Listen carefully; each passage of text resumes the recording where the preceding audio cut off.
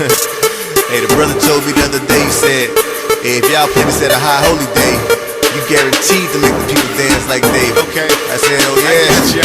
Hey, the Rawchaa make you lean and rock. I make your knees bend. I make you move non-stop. I got the beat hard like a crooked old cop. But when the beat drop out, you gon' say anything hot. Look, I'm dancing with no shame. Dancing with no shame. See, I'm moving something like Dave did. Got broke free from them chains. See, I'm a new man. I made real change, but they calling me insane. I got me the true man. I got a new name and I'm far away from them flames. And now I'm dancing like I'm spinning on the lowly and Poland. Got these other nations watching like he really got the Holy Ghost. Your shine came and schooled me. Now you really see the new me. I'm just dancing like I'm David. That's just how we do it. Judah. Hey, dance like David. All right, family, we're back. And just about ready for tonight's guest to come in. Before we get to tonight's guest, we also have just joining us in the studio. We have Elder Rawchaa there in New York. Elder Rawchaa, how's everything? Brother Ramon, how are we doing today? How I'm coming in? Sound loud and clear. Everything good on your end? Everything's good on my end. I'm excited about the show. How you been? How's been the family? How's been? I know you started again the Leaving Babylon Friday night show. I know many of the brothers and sisters were excited about that. How's that's been coming along? Well, it's been going good. As far as glad you brought that up because we haven't been on in a few weeks, so we'll probably be on Friday night, and everything is good on my end. I can't complain. Just blessed to be here, and you know, as yourself, I'm excited to hear the information that's going to come out tonight.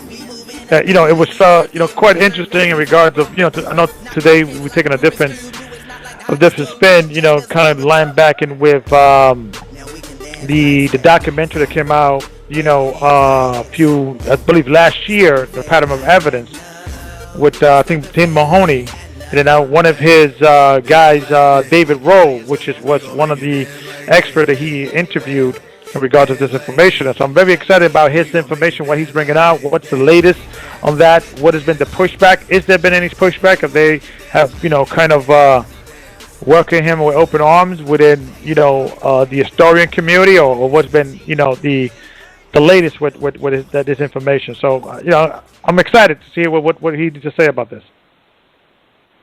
Exactly, me too. There are a lot of naysayers that are out there who would like to say that, the Exodus never happened and that the history timelines, aren't accurate. So hopefully, our guest tonight, David Rohl, will be able to clear up, any misconceptions or any falsehoods that have been circulating concerning Israel's existence and our Exodus. But just real quick, just wanted to make a quick announcement to all the listeners that if you are looking to join the Bible and Hebrew Academy, the church is still accepting enrollment. Just send an email to gatheringas1, that's the number 1, at AOL.com so that you can get more information on enrolling in the academy. It's actually $50 per month for 3 months, or $150 front. And you can also visit the church website, which is www.gatheringofchrist.org. All right, so just wanted to put some of that information out there because I know a lot of brothers and sisters are looking to increase learning and knowledge and get more information, and those are the places that you'd want to go. Definitely the academy, and most definitely the church website. So, it looks like we're looking to get David on the line now, so it should be just a moment, and we'll have a guest here with us. Absolutely. One thing that I agree with I believe Dr. Ben, is that he said when you look into history and try to find what really happened in history, that you have to go into what people consider the radical historians, or the historians that are thinking outside the box, because those are usually the ones that are telling the truth or telling the other side. So, right. Given we had last week, I don't know if you heard the show with Dr. Bob Till in regards of the whole history of the first century church, and that the Asiatic churches in Asia would actually keep the Passover and the Sabbath, weekly Sabbath, and that was later changed. I don't know if you had a chance to listen to that show. Yeah, I was listening to it, and just when he was bringing out the information, all I could do was shake my head at the fact of him spelling a lot of the fact that the things, a lot of things were made up to fit an agenda, as you could see, just with the fact the pushing of the first day of the week worship and things that were never actually in the text, like the word day. So I was, as I was listening and hearing a lot of what he was saying, all I could do was shake my head and just going back to, I believe it was James White, and a lot of what he was saying in the conversation with Elder Rawchaa, and just holding so fast to those writings.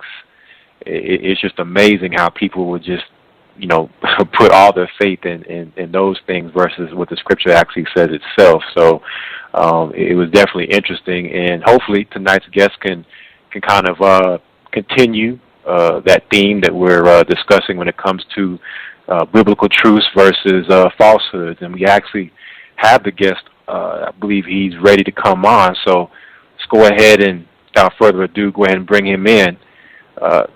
Mr. David Rohl, welcome to the show. David Rohl, are you there? Yes, I'm here. Can you hear me? Yes, Hello? I hear you loud and clear. Can you hear us? Good. Yes, absolutely perfect. Okay, great. Well, thank you for coming on the show. We definitely appreciate your time and coming on and sharing the information with us.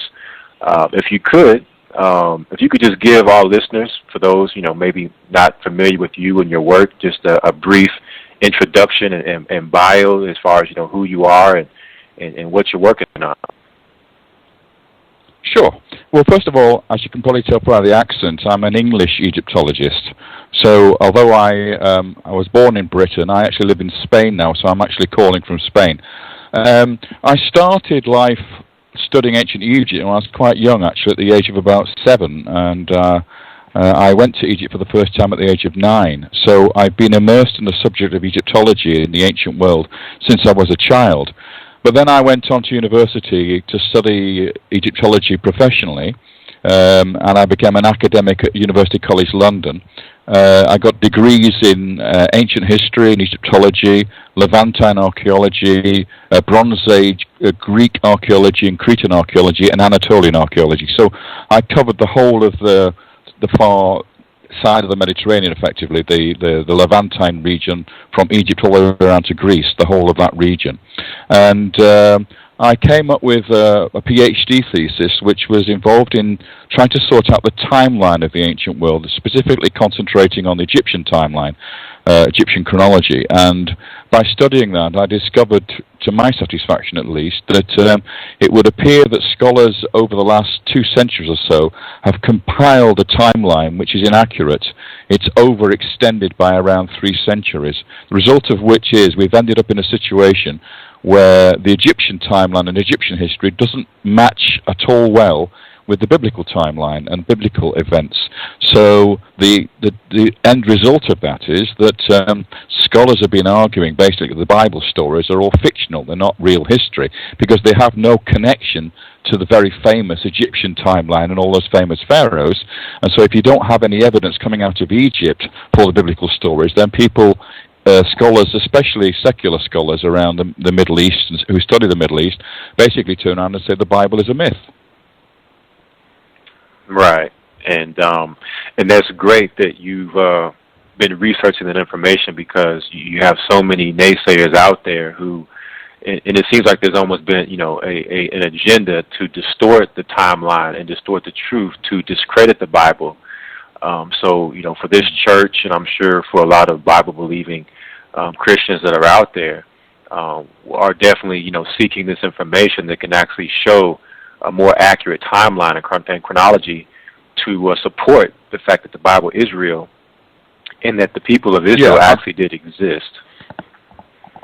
Well, absolutely. At the end of the day, these scholars aren't really they don't have an agenda to try and destroy the biblical story. It's actually the fact that they've studied the archaeological evidence, and because the timeline that they've trusted for so many years. They've been told by experts in chronology that the Egyptian timeline is perfectly accurate within 10 years and it can't be changed. So that when they look at the evidence, for instance at Megiddo or one of the sites in the Holy Land that Solomon built, gates at or whatever, they find no evidence for Solomon. They find no evidence for David. They find no evidence for Moses in the Exodus or Joseph in Egypt, simply because the timeline of Egypt and the timeline of the Bible have been out of synchronizing with each other. They haven't fitted together.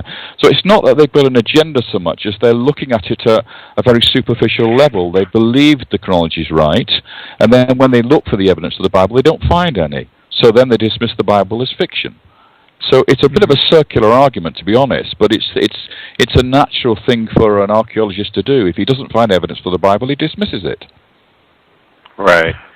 And we actually have one of our elders from our church, Gabar. He's actually on the line as well, and he has been in several debates recently with Egyptologists who use these particular arguments to try to say that the biblical texts are a fiction and that the stories never existed. I just wanted to bring him in now because I'm sure he has a lot of questions and insight to give from just his experience with talking to these individuals. Elder Gabar, are you there? Yes, I'm here. How are we doing, Doctor? I'm very well, thank you, Gabar. Nice to hear from you. Thank you for coming on. I've been in several debates, and one of the biggest challenge in trying to convince legitimate evidence of Hebraic presence in Egypt and also in the ancient world, and especially dealing with I come from New York. Many of the population that I deal with is what you consider Afrocentric individuals, and they believe that Africa is the oldest civilization, and their concept is that they kind of believe the out of Africa theory, and the out of Africa theory came from Darwin, that was developed about 100 years ago, and he believed that it wasn't Samaria was the cradle of civilization, but it was Africa. Do you believe that there is the reason why historians want to hold on to the belief that Egypt is much older than it is, and prolonging the chronology, if you will, because they're going from the perspective of the out of Africa theory? Do you believe that evolution has to do to that stronghold of belief? I personally think that the chronology of Egypt that doesn't really go back far enough to go to a position where we were looking at the sort of creation myths and the origins of man, etc. We're dealing with the historical period, as far as I'm concerned, which is roughly from around 3000 BC onwards. That's when writing is first invented, and writing essentially is the actual start point of history. Before writing is prehistory, so we have history starting around 3000 BC, coming all the way through to the present. Because with writing you get records. People write records, and that's how you get history. We use archaeology to investigate, but we actually mostly rely on texts, just as we do with the Bible. The Bible is a text. It's an ancient text. And we read it for our evidence for our faith and belief systems. So the same with history. Historians look at the text that they find in these civilizations, and they analyze the text to understand the history of those nations. Now, the problem with the African theory is that we don't have writings in sub-Saharan Africa for this period. So we have to rely on two sources. We have our Egyptian sources, which go back to the first dynasty. That's when writing first started, about 100 years before the first dynasty, around 3000 BC. And of course, we have our Sumerian texts as well, our Mesopotamian texts, which are, I believe, about 100 years earlier. So, but they're not really narrative texts. They're more like accounting. They're the quantities of wheat, quantities of sheep. It's things like that. They're not actually proper narratives until we get a little bit further into history, around the Old Kingdom in Egypt and a little bit later into the early dynastic Hellenistic period in Mesopotamia. That's when we start to get narratives. The story of Gilgamesh, for instance, comes out of that era.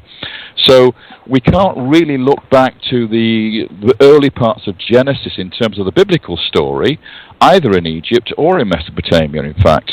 And as for Africa, the problem with Africa south of the Sahara is we don't have the writings to confirm what, as you say, the Darwinists, the evolutionists would argue, which I think is a pretty sound argument, that Africa was the birth of humanity. Humanity was born in Africa, but whether civilization was born in Africa is a different issue. The definitions of civilization are certain criteria. The first is that they have writing. A civilization cannot be a civilization without writing. The second thing is they have to have government. The third thing is they have to have rulership and they have to have religion. Those are the definitions of what we term a civilization. So when we define civilization, we're not talking about the birth of humanity, we're talking about the evolution into civilization from the birth of humanity. Okay. Now, what is the best argument or that people that are, two things, that are dealing with the chronology, the official chronology that you hear today in most books in regards of Egypt? What is their strongest argument? What source are they using to say this is the reason why this chronology is correct and what your chronology, Dr. Rohl, is wrong? What is their argument and what is their evidence?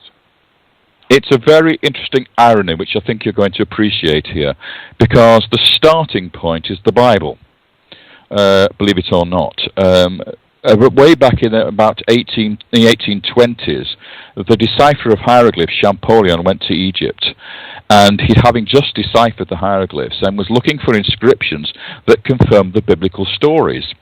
So one of the things he came across at Karnak in Thebes was an inscription, a big relief, for a pharaoh called Shoshenq, who was the founder of the 22nd dynasty.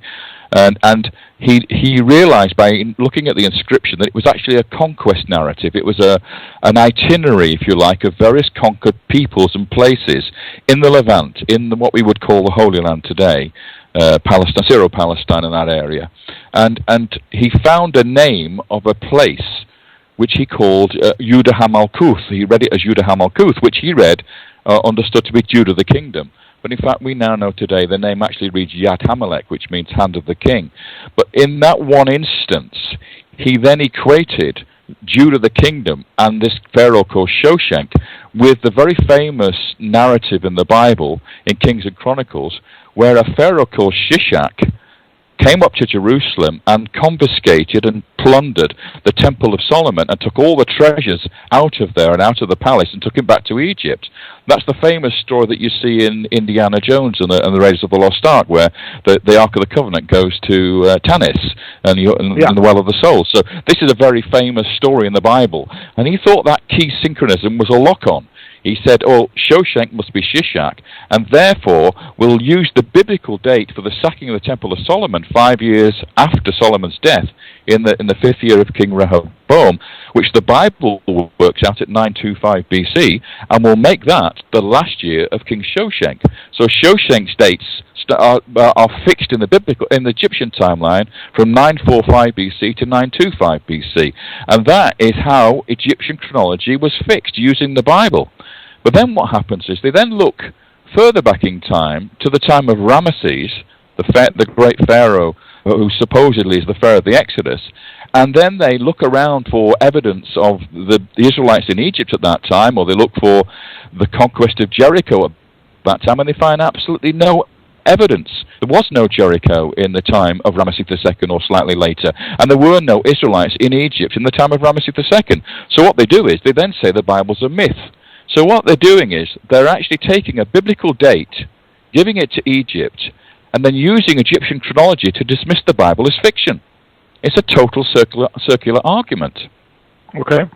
Now, so your assessment, or you're saying that when Napoleon went and began to discover and try to lock down these dates, that he was wrong? Yeah. That okay, and yes, why was he indeed. wrong? Why would he be wrong? If somebody would say, well, I agree with that analogy. It makes sense to me. Why would he, why was he wrong? Okay, well, what happened was, over the years since Champollion's reading of that name, as I say, first of all, it wasn't Judah the kingdom at all, it was Yad Hamelech. And we know from the list of the defeated cities and places on this relief at Karnak that Yad Hamelech, this name, is very close to Megiddo. The sequence is like an itinerary. You can actually plot it on a map. So Yad Hamelech is up in the Jezreel Valley. It's not actually in Judah. So it's nothing to do with the kingdom of Judah. And when you analyze the list, you don't find the city of Jerusalem in the list. And yet Jerusalem is the great prize of Shishak in the Bible, where he got the gold of the treasures of Solomon.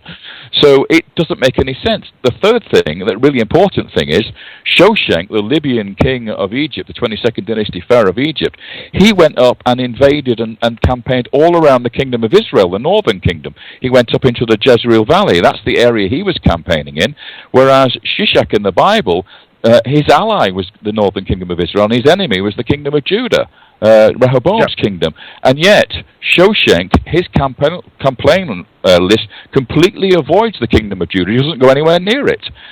So when you compare the two, the historical inscription on the wall with the biblical narrative, they don't match at all. So all you're left with is a vague similarity between the name Shishak and Shoshenq. And in fact, that's all you've got to hang this whole thing on, because the two narratives do not correspond. Okay. So, what evidence you have come across that convince you that you're right? Well, when I investigated the internal chronology of Egypt, not using the Bible to date Egypt, but using the internal Egyptian evidence, I found that Pharaoh Shoshenq, instead of ruling in 945 to 925 BC, was actually ruling around 800 BC, so about 125 years later. So he can't be the pharaoh who plundered the Temple of Solomon, Shishak. And then I looked at what the possibilities were for another pharaoh who might be Shishak, a more famous one. And I discovered that Ramesses II, a nickname or a short form of his name that the common people would call him. So the people up in Israel and the people in Canaan didn't call him Ramesses the Great or Uzamatre Setepenre Ramesses Meriamun, his full titles. They called him by his short form name, his Hypochoristicon. And the Hypochoristicon, you have to understand that when we have an Egyptian name like Ramesses Meriamun, that is the way we pronounce it today. We call it Egypto-speak. It's not actually how it was pronounced in the ancient world. We know from documents from the Hittite Empire, Hittite Peace Treaty, etc., that his name was actually Ria-Meshisha Miyamana. That was how Ramesses Meriamun was pronounced in the ancient world. So his full name, Ramesses, is Ria-Meshisha. Now, the Hypochoristicon, or short form of that name, is the last part of that name, Shisha. That's what the people in the Levant, in Canaan, called Ramesses. They called him Shisha. Now, Shisha is much, much closer to Shishak than Shoshenq is. So it looks like Ramesses II, rather than being the famous Yul Brynner versus Charlton Heston in the famous movies, Moses and Ramesses, rather than Ramesses being the pharaoh of the Exodus, he is in fact the pharaoh Shishak who plundered the Temple of Solomon. And we have to look for the pharaoh of the Exodus much earlier in history. And as you know very well, the biblical data tells us that the Exodus didn't take place in the time of Ramesses II in 1250 BC. It actually took place around 1450 BC, according to the biblical data. So we have to look earlier than Ramesses II. That's the second big mistake. The first one was making Shoshenq I into Shishak, and then giving dates from the Bible to Egypt. And then the second mistake was identifying Ramesses as the pharaoh of the Exodus. Neither of those things are correct. And if you release the biblical chronology and the Egyptian chronology from those two linchpins, we have a much, much easier way of looking now at where the natural evidence falls for the stories of the Exodus and the sojourn of the Israelites in Egypt and the conquest of the Promised Land. Okay. Now, one of the things that I remember that stood in my mind in the pattern of evidence is that the word Ramesses, when it was mentioned in regards of the city that the Israelite built in Egypt, was actually a name that was added much later and was not the city that actually existed during the time when the scrolls was being written, but because the scrolls were written much later. Now, from my studies and from my theoretical hypothesis, I believe that the copy that we have today dates back during the time of us coming out of Babylon, rebuilding the Second Temple. I don't know if you're familiar with the Apocryphal books. That was removed out of the Bible by the Protestants. We accept those books, and there's passages in those books that Ezra was praying to God, and because all the books and all the scrolls was burned and were destroyed, and he went on the field and he prayed, and God, I think he took 5 men with him, and they rewrote about, I think, 170 books, and we believe that the scroll that we have today dates back to that time, because a lot of the stories have to be rewritten because a lot of the scrolls were destroyed, and that's my theory. Would at that time, and this is going back about, I'm bad with dates, but about, I believe, the 5th century. That's correct. BC, and would that suffice with that theory? And the theory, I believe that the name Ramesses was added much later. Would those two theories, would they match? Would they not contradict itself? Would the city of Ramesses was still standing around the 5th century BC? Good question, and I think the theory is a perfectly reasonable theory to argue. I personally would argue for many of the manuscripts originating in the time of Josiah and the reformations of Josiah, but there's no reason why you couldn't argue they're post-exilic, that they're post-Babylon. That's also a perfectly reasonable assumption. The name Ramesses was still familiar in the Middle East, in that area, right the way through to the 2nd century BC. It was still mentioned. We have the Egeria going to the city of Ramses, the pilgrim, coming out from Italy or Spain and going to visit the Holy Land, and actually going to the ruins of Ramesses. So they were known. That name was still known and still existed all the way through until into the Christian era. So the name Ramesses became Ramesses when Ramesses II was on the throne, and what he did was he built his big city, his big capital city in the eastern delta, in the land of Goshen, as the Bible calls it, on top of a much older city from the Middle Bronze Age. And what's happened is, it's like for instance, in your town, in New York, if I said to you, well, the Dutch founded New York way back in whatever year it was, you'd say that was perfectly reasonable. But of course, it wasn't called New York when the Dutch founded it. It was called New Amsterdam. And then when it was ceded to the British, then it became New York. So names of cities change in certain periods. So the city of Ramses had an older city underneath it, which is the one that the Israelites lived in for a couple of centuries. And that city was called Avaris. It's the Middle Bronze Age city that they lived in, not the Late Bronze Age city of Ramesses II's time. Yes. Okay. And there is evidence in the Bible that regions and cities do change their names, and within the Bible itself, it gives us those updates. Even when Babylon, it first originally had a name, and after the dividing of the tongues, it was called a different name. So there is evidence that the Bible, because it's covering a period of close to 6,000 years. If you're going to believe in the Bible belief, cause things change, and so there's evidence of that. So that's a rational.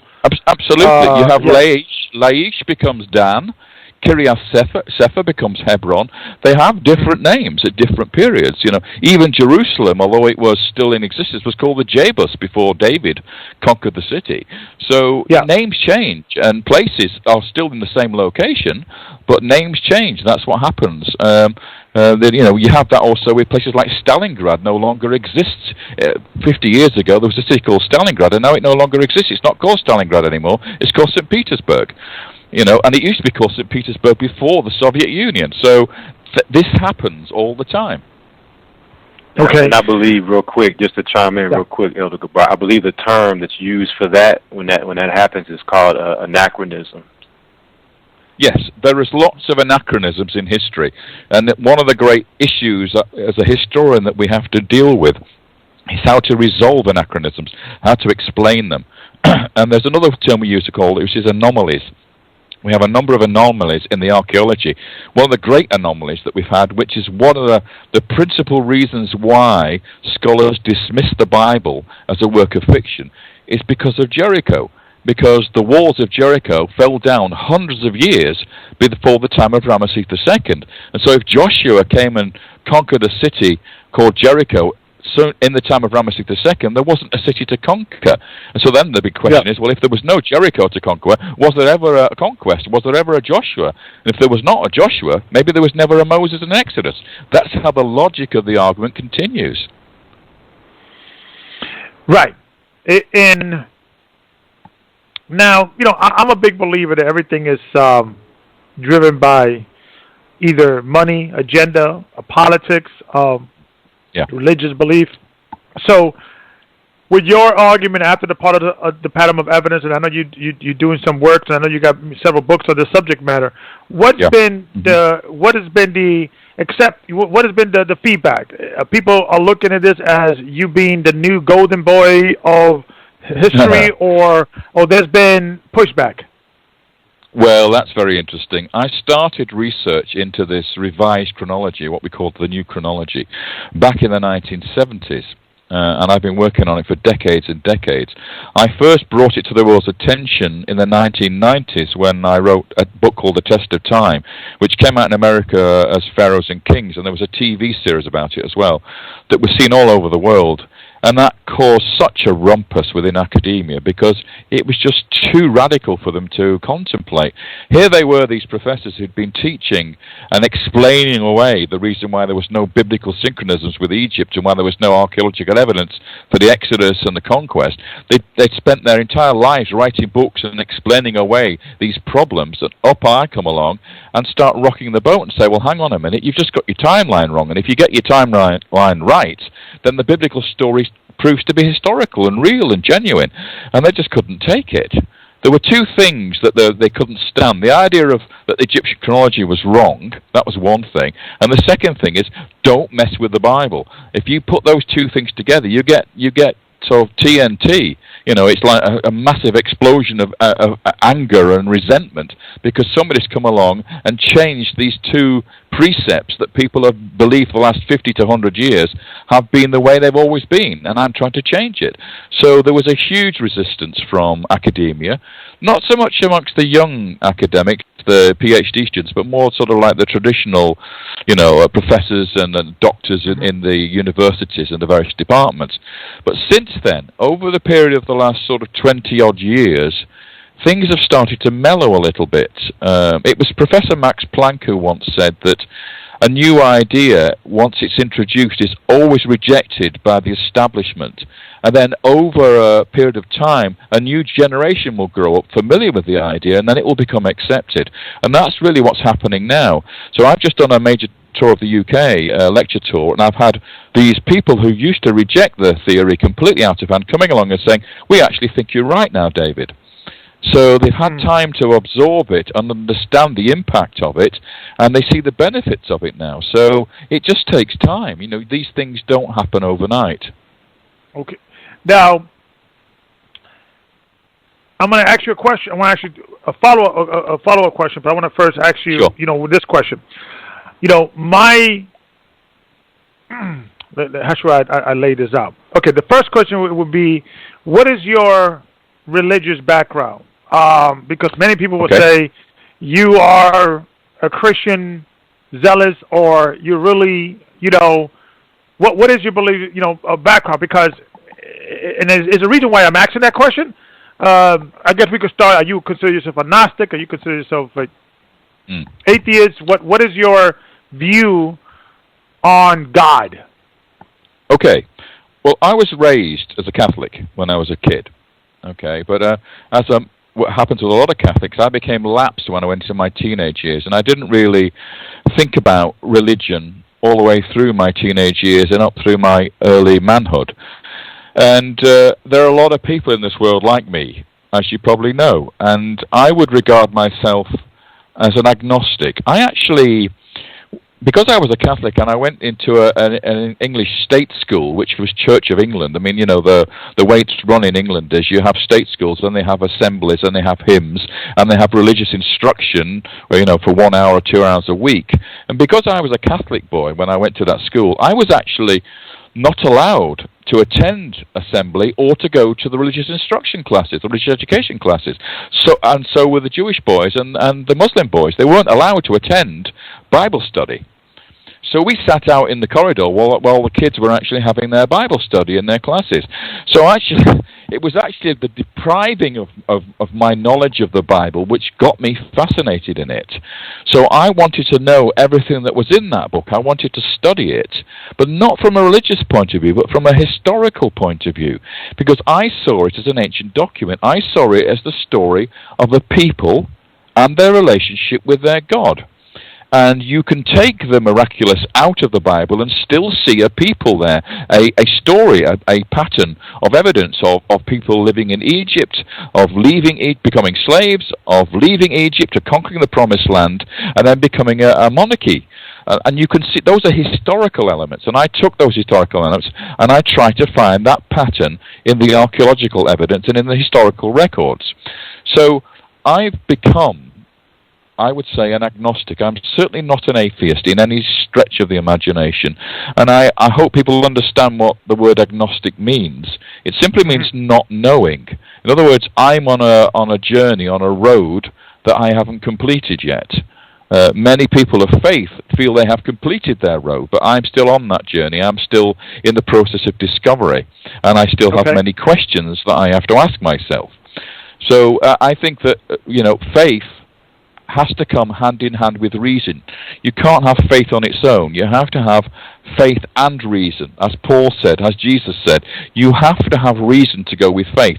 And the reason behind faith is the biblical text. The Bible is the reason. That is the evidence for God. And if you take the book away, if the book didn't exist, you would have no evidence for Jesus and God. That book is the key to it all, and therefore it's got to be the book you study. It's the basis of all faith within Christianity and Judaism. Another question, and I asked you that question to follow with this question. Yeah. I am convinced that the evolutionist believer they may not know it or admit it to me or you or anyone else, but they as following a belief system just as much as Christians, my personal opinion. Because what I see is within evolutionists is that they're just as zealous and get just as angry or gets as frustrated when you attack their religion. Evolution. That's my personal opinion. I don't know if you're familiar with, there was a documentary called No Intelligence Allowed by, what is his name, there's a documentary called No Intelligence Allowed by, I believe his name is, I don't know if you're familiar with the documentary. The guy. No, I'm not familiar with that book, but I'm familiar with the argument. I mean, let's face it, atheism is just as big a religion as Christianity. I mean, these people believe the opposite side of the spectrum. Okay, and evolutionists would be in the same category. You can be a Christian and be an evolutionist, I believe, but you have to look at the early stories in Genesis in a different way. That's the way they look at it. And there are many devout Christian scientists who believe in evolutionary theory. So I don't know how we accommodate that, but you're right. There are zealots in humanism, there are zealots in atheism, there are zealots in evolutionary theory. That's why I'm an agnostic, because I don't want to be on either side of this argument. I don't want to be in that field, and I don't want to be in the creationist field either, because I have questions about creationism, which I find difficult to find answers for. Okay, and I'm asking those two questions. Do you believe that maybe perhaps that is the pushback? That because if you give some validity to outside of the supernatural aspect of the Bible, that these things actually happen. And my personal opinion, you get what I'm leading at. Yeah, that's a very, very important point to stress, and I'm glad you raised it. It's not a historian's job to prove the miraculous, okay? An archaeologist cannot dig up a miracle. There is no way for an archaeologist to find evidence for the parting of the Red Sea or the Reed Sea. You're not going to find evidence for the miraculous elements. That is where faith and theology come in. Okay, so it's a historian archaeologist's job to actually interpret the historical evidence, and I've never seen within the historical evidence any specific evidence for the miraculous, for the supernatural. That is in the Bible, and that is part of faith. When you have the relationship between history and faith, you can't marry those two together unless you actually are a believer. And in my case, I look at the historical evidence. I don't depend on the faith element. If I bring confirmatory historical evidence for the existence of the Israelites in Egypt and for the conquest of the Promised Land and things like that, and that benefits faith, that helps to nurture faith and support faith, then that delights me. I'm very pleased about that. And if it encourages people in their faith, then that's brilliant. Okay, but what I can't do as an archaeologist is produce the evidence for the miraculous. I can't demonstrate to you in history that the sun stood still during the campaigns of Joshua. So, those are things that are beyond the scope of a historian. Mm-hmm. Right. Now, you're saying that, the tides are changing. People within the academia circles are giving your theory a second look, and now doors are opening and things of that nature. What do you? Let's just say your theory becomes the norm. The tables turns and things of that nature. What do you think will be the outcome? What do you think would happen? Well, the obvious thing, and the thing the heavens will fall. No, not at all. The obvious thing comes across, I think, pretty well in the Patterns of Evidence movie that you've been mentioning, that's been seen by millions of people all over the States. It reaffirms faith. It demonstrates to the people of faith in the Christian world and the Judaic world that the biblical stories are based on real historical events and real personalities, real people. Moses, Joseph, Joshua, Solomon, David, they're real people. King Saul, another example. So if you have real people, real events, and real places, then it gives the framework for faith a really strong support. It means that you're supported by real evidence. You don't have to be apologizing to the rest of the world because there's no evidence for the historical events that are woven through the narrative of the Bible. So if you've got a historical event woven through and it's real, then it supports faith and the belief in the miraculous and the supernatural and the belief in God as the mover and maker of history. So it's very, very important. It brings the Bible back into the light of day and out of the world of myth. Well, yes, from the perspective of someone who is a Gnostic or an atheist, or because most Christians, I grew up a Christian. My father was a Pentecostal minister. My mother, still goes to church. In my latter days, years, I embraced the Hebraic perspective. We keep Sabbath and and a lot of the what you consider the Hebrew laws in the Old Testament. But and I still believe Christ is the Messiah, of course. Now, I never doubted the Bible, even when there was lack of evidence, if you will. I just believe, that it never rocked my faith and never rocked my mother's faith and her friends and many of the people I grew up with.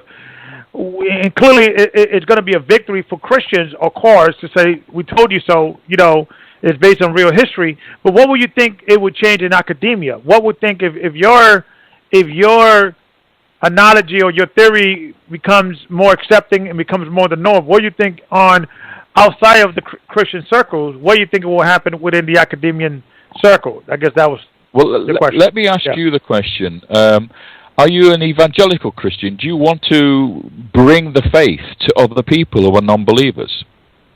Yes.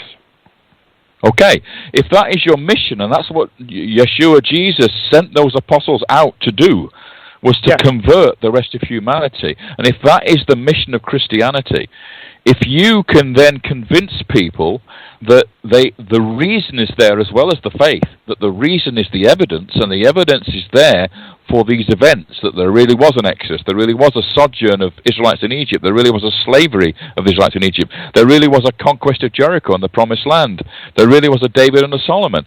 If you can prove those things, and those become fact, rather than, as they are at the moment, fiction, then that means that you're going to open the door to non-believers to come into the faith. Because one of the reasons why they're non-believers is because you've never come up with the evidence to convince them that these stories are real. And that is the duty of every Christian, to do that. And it's no good saying, I've got my strength, I've always believed in the Bible, and therefore I don't need the evidence. I don't need the biblical story to be proven. I don't need the Bible to be shown to be real history. Well, that's the reason why there are so many people out in this world that don't believe. And that's the reason why young people go to university in America and come out of university atheists. They go in as Christians and they come out as atheists. That's because they're shown the evidence. And the evidence that they've been shown is a negative evidence, not a positive evidence. So if I come along and give you the positive evidence, you can take that as a weapon for Christianity to get those people back into the faith. Okay. Now, do you ever see, if your theory becomes more accepted, that you will have atheist professor giving, do you ever see that happening, giving the Bible more respect from a historical perspective, and seeing our kids learning the stories of the Bible as history, not as religion? Did you see that happening? And if you're... I can see that. I can see that happening. I can see what we call secular historians, secular scholars. I wouldn't call them atheists, but secular. They're people like Israel Finkelstein, the archaeologist in Tel Aviv University who excavates at Megiddo, or whoever it might be. People who work in the Holy Land, who excavate there, but do not have religious faith themselves. Okay, so you have these famous archaeologists that write these books about the subject. And so if we can say to them, yes, there really were Israelites in Egypt, yes, there was an Exodus, yes, there was a conquest, and they accept that, they can do that on their own terms. They can accept that as a history of a people without involving the theology. They're not theologians, remember. They're not people of faith themselves. But that's the first step. In any process of convincing people, you have to do one step at a time. You can't, in a negotiation, you don't simply go for the whole hog straight away. You get one step at a time until you get to some position where those people are prepared to make that final step towards faith. And that's what we're in the process of doing. You know, Jesus didn't convert everybody overnight. You know, he took time. It took some time. Yeah. And we do commend we do commend your work, and you've been, the pattern of evidence was a breath of fresh air because it was never done the way it was done, like the pattern of evidence, to show both sides, and it was fair. It was it gave both sides of the equation a fair opportunity to give their theory or their belief, and it was very well made. I didn't feel like they were, because usually when I look at these, when I have seen different documentaries on proving the Bible, I see like they're trying to it's a very Christian type of documentary that they're trying to convert you to a belief, and I'm already converted, and sometimes so you don't need to convince me because I already believe. But sometimes it rubs me the wrong way because it gives the impression, this is biased towards one thing, and this was done fair and balanced. Well, you've got that famous phrase, preaching to the converted. That isn't going to get anybody anywhere. You've got to preach to the unconverted. That's what the apostles did. They went out and preached to people who were not converted and converted them. Okay, so that's the process that we're involved in here. And Tim, the director of Tim Mahoney, who directed the movie, he's a Christian, he's a believer and all that, but he brought me in Because what I do is I don't stand in the Christian field, and I don't stand in the atheist field. I stand in between. And I say to the people on both sides, there is real history here. And so it benefits both sides. It means that I am actually a neutral in this debate. Okay, yeah. So if I'm coming across with evidence to prove the Bible's true, then that's got much more strength and power than if it was some Christian guy coming along and saying these things. So that, it's important for people like me to be involved in this debate, so that you have people who are bringing the historical evidence to you to reaffirm and support your faith, and at the same time make those atheists and those secular scholars look more seriously at the biblical story, the narrative, as a real historical document. Another question. Because remember I mentioned earlier regards of, everything is connected to politics, money, follow those things. Sometimes you get the root of the problem. If there has been some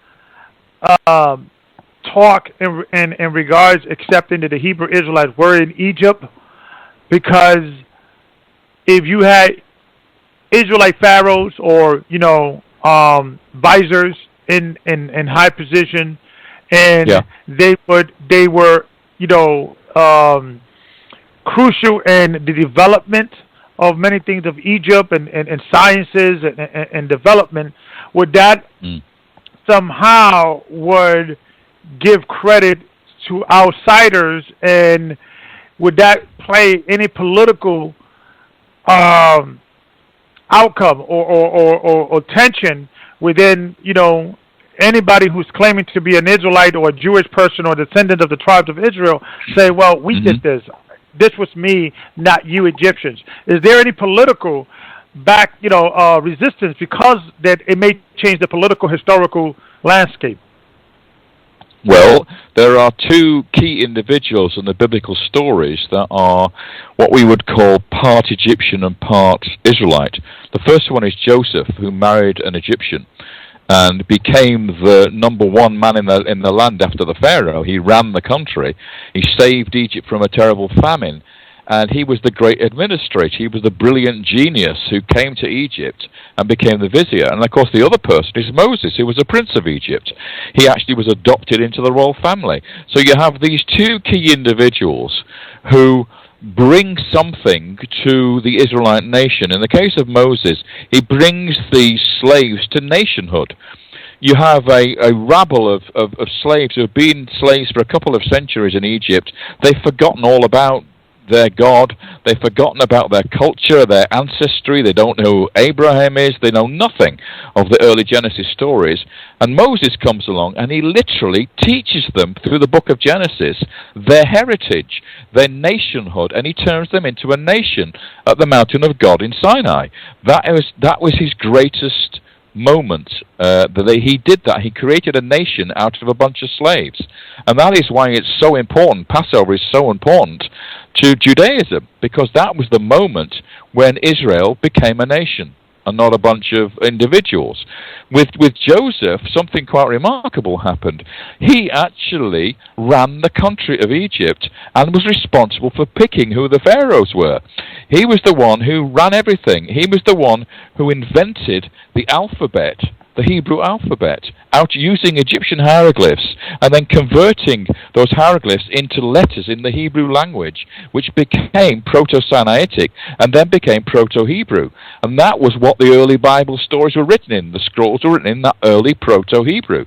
So what happened was Joseph, actually using his skills and training and his knowledge that he gained working within Egypt, gave the world the first alphabet.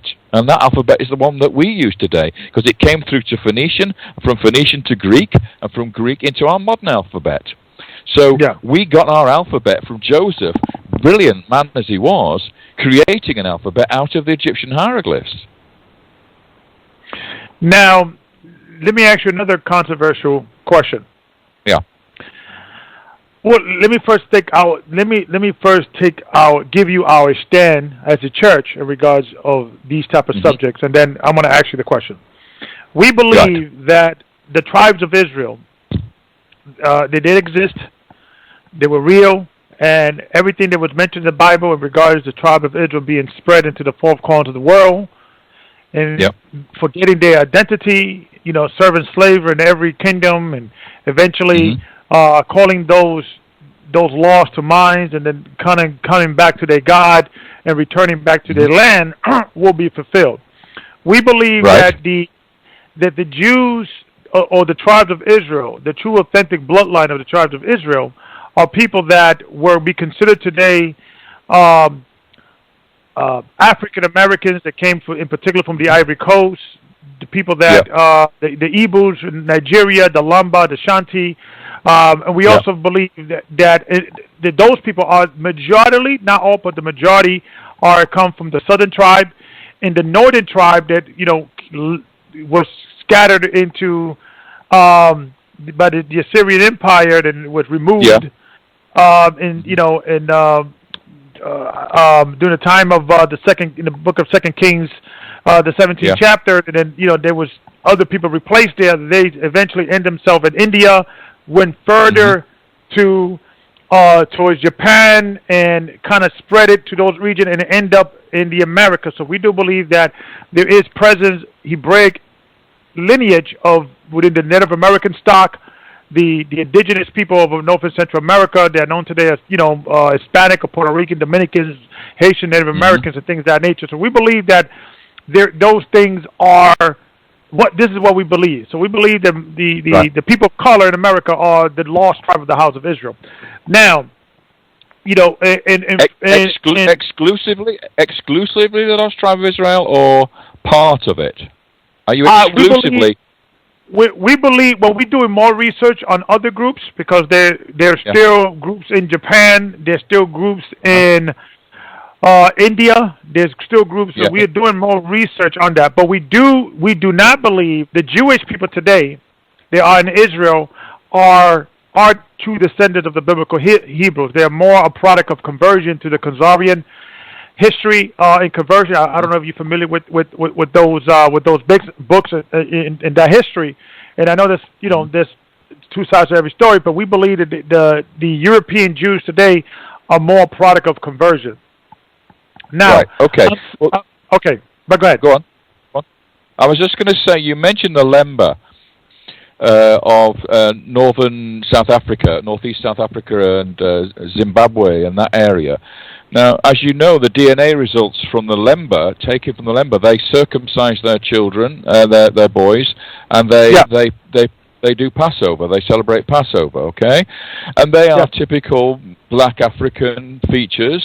They look typically African, sub-Saharan African.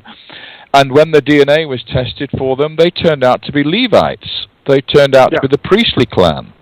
Now, that was a remarkable study that was done that shows that what you look like is nothing to do with what your genes tell you and what you are, your origins are. So it's climate which makes us look the way we are. I mean, northerners are white because we don't get very much sun. Africans are darker because you live under a stronger sun. That's the way it is, and it becomes part of your DNA, as it were. But when you can actually check a DNA line like the Levitical line, like the Levites, which was a very narrow, they didn't marry outside the line. Aaron's descendants were all married within the Levite tribe. Okay, that is something very specific which confirms and supports your argument. Okay, so there is no reason why other parts of Africa would not also have Jewish DNA. But why haven't they been tested? Have they been tested? What can we find out? For instance, if you want to become an Israeli today, you can actually have a DNA test that shows whether you have Israelite or Judaic roots. And so you can have DNA tests. Well, from my study and from my research, they at this point have not.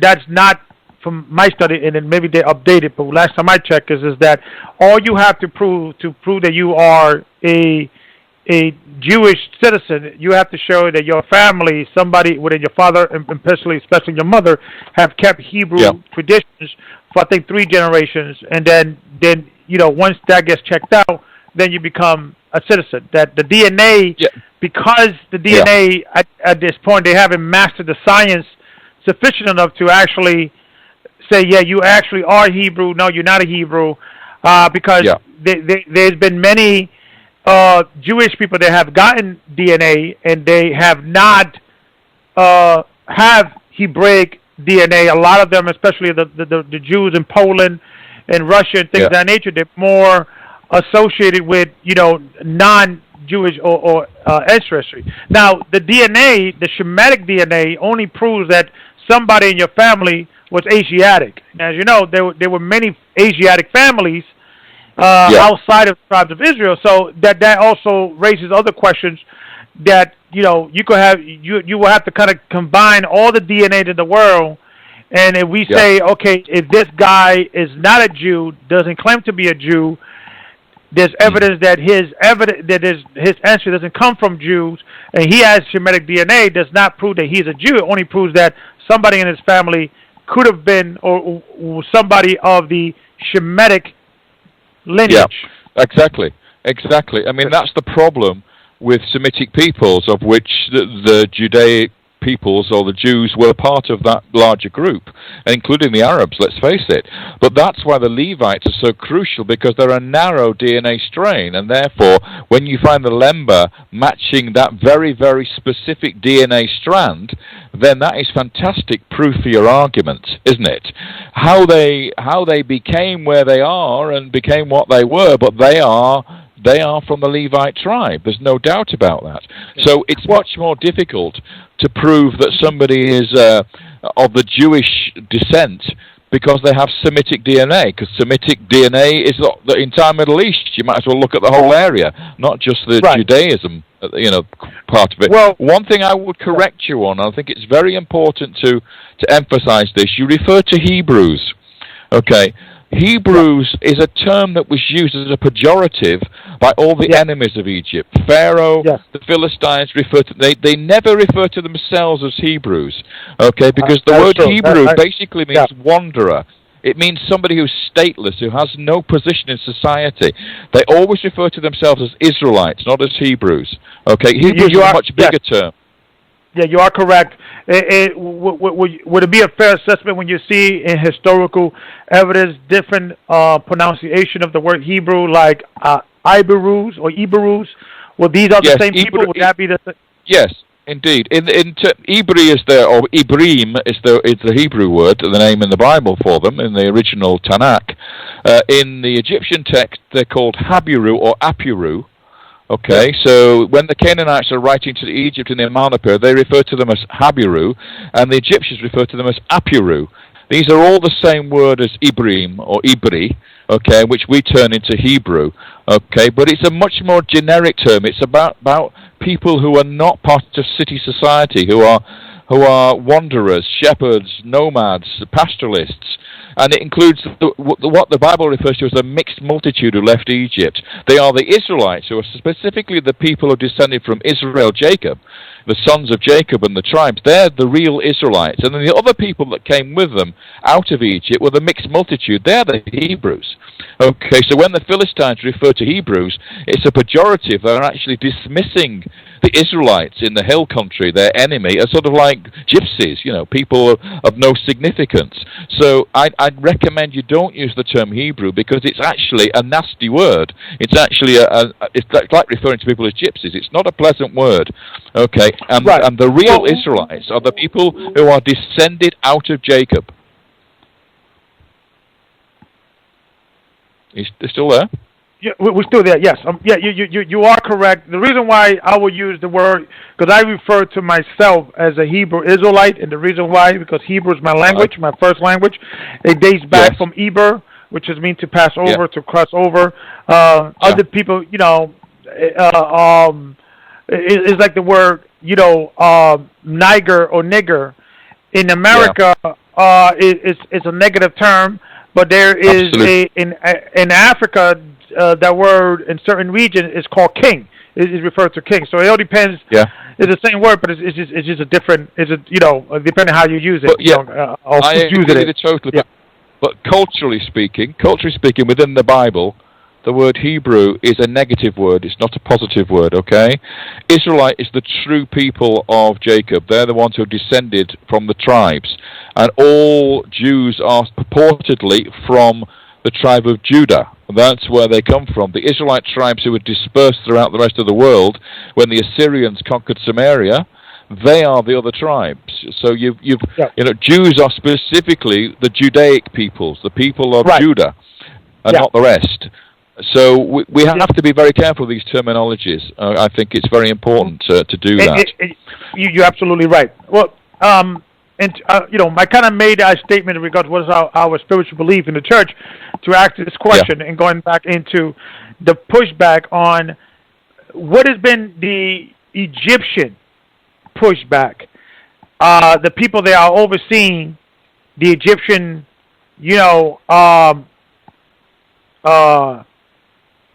archaeologists, endeavors and things of that nature. Is there some politics that is kind of make it difficult for you, or have you ever come across some politics that is hindering you to bring this information? The reason why I'm asking because I have heard that people within the Egyptian government are just saying that the Israeli government is sending Zionists into these academia to try to give credit to Israel, and and like I said, I don't believe those people are the true descendants of Israelites. But do you believe that part of the modern day politics, football game, back and forth, is playing, it's becoming a stumbling block for you to actually get to these records? I would say that if you're referring to Egyptian Egyptologists, Egyptian archaeologists, Egyptian historians, then you're absolutely right, especially, dare I mention him, Zahi Hawass, who was the head of the Ministry of Antiquities for a number of years. Now he's been got rid of, but he still hovers. His shadow, casts itself across, and he is he's an anti-Zionist. He's an anti-Semitic person. So yes, I mean you have to remember that 90% of the Egyptian population are Arabs. They're not actually Egyptians. The only true Egyptians that they claim in Egypt are the 10% of the population who are called Copts, or the Coptic peoples. And they still speak a language in their services which is very similar to ancient Egyptian. So they claim their origins to be indigenous to the Nile Valley. But of course, the Nile Valley, you have to be careful how we look at this. What do we define as Egyptian? I mean, are we talking about the elites, the kings and their nobles and the courts, or are we talking about the ordinary population? Because throughout Egyptian history, the kings and the rulers came from different parts of the world, just like they do in England. I mean, our monarchy in England is basically German. And before that we had French monarchs before that. So, it's very, very rare that an indigenous person becomes a ruler of a country. It's usually a foreigner that becomes the ruler of a country. And throughout Egyptian history, we had Cushite kings, who were black kings from the south, and we had Asiatic kings in the Second Intermediate period, and we had native Nilotic kings in different other eras. So if we're looking at just the elites, then you can't really define them as a people. The people are the indigenous population who've always lived in the valley. And so those are the people I think we're referring to now. We're not talking about the rulers, we're talking about the indigenous populations, and those Israelites who were the sons of Jacob, wherever they went in the world, their bloodlines have been dispersed and diluted throughout the world now. I mean, you might find them all over the world. You're talking about possibilities of some being in Japan, and I've heard arguments to saying that Korea has Jewish blood and DNA there. So, we've got these arguments going on about why does it really matter where we are and where they've come from? Why don't we just say we're all Israelites? We're all peoples of the book. Whether or not it's in your blood or whether or not it's because you believe and you have faith. What's the difference? Well, that would be nice if we lived in that type of world, but I'm a realist. I lived in the real world. Okay. I want peace on earth. I want everybody to get along. But sometimes these politics do you dismiss your white neighbors who are believers in the faith in Christianity because they're white? I mean, I don't know. You should theoretically. No. We do. we accept every color, creed, and things of that nature. I'm just having a conversation in regards that does the politics that is going on during the day is affecting perhaps indirectly this information. Of course it is. That that's the reason why I asked. That, and you mentioned yes that there is some politics there because there is some anti-Semitic kind of feelings towards people that are in charge of the Egyptian relics and things of that nature. That's the reason why they say the Israelites were here. There's proof that Joseph was here, that he was a great Egyptian. Egyptian pharaoh. That will kind of affect the political arena today. Well, there are two different levels of this. There's government and officials who utterly reject the concept that the Israelites were ever in Egypt and ever did anything to affect Egyptian civilization. In other words, it's bad news for the Egyptians if Moses went around and these miracles happened and the Egyptian army was destroyed in the sea and the Egyptian firstborn all died in the plague and blah, blah, blah. And so they hate all that and they don't want anything to do with it. So that you never, for instance, can go and film a documentary in Egypt about the Exodus. You have to go to Morocco to do that. You can't film it in Egypt. You can't go to Sinai and film in Sinai because it's owned by the Egyptians. But the ordinary people and the guides, when I talk to the guides who take you around the monuments and the lower level scholars, they think it's fantastic because suddenly, the greatest pharaoh in Egyptian history, Ramesses II, whose monuments are all over Egypt, is no longer the bad guy. He's no longer the pharaoh of the Exodus. He's actually somebody else completely different. So therefore, you can reinstate Ramesses as a good guy, not as a bad guy. So they like it. It's just government and officials and propaganda that don't like it. Now, the government, right? Now, the officials, because you hit something profound, that the people that are in the government position and the people that you will see, these are not indigenous Egyptians. These are people that came in through much later invasion to the Ottoman Empire, to Rome. Exactly. Some of you got many people that are descendants from Romans and descendants from Greeks and descendants from Arabic people that later invaded that part of the world. So the question, why do they care? Are they taking claim that they are Egyptian now? Is there that concept that they saying we were the descendants of the pharaohs, or what are they claiming? What is their motivation for giving another group, credit for bringing their civilization to, or giving some form of their civilization some credit to another people? What's their motivation? Why is it behind it? Yeah, well, historically, they know, and everybody knows, that they're basically of Arab stock. They came in with a Muslim invasion of Egypt, and they conquered the Egyptian population, who, as I say, are now only 10% of the population, the ones that were there at the time of the invasion, the Copts.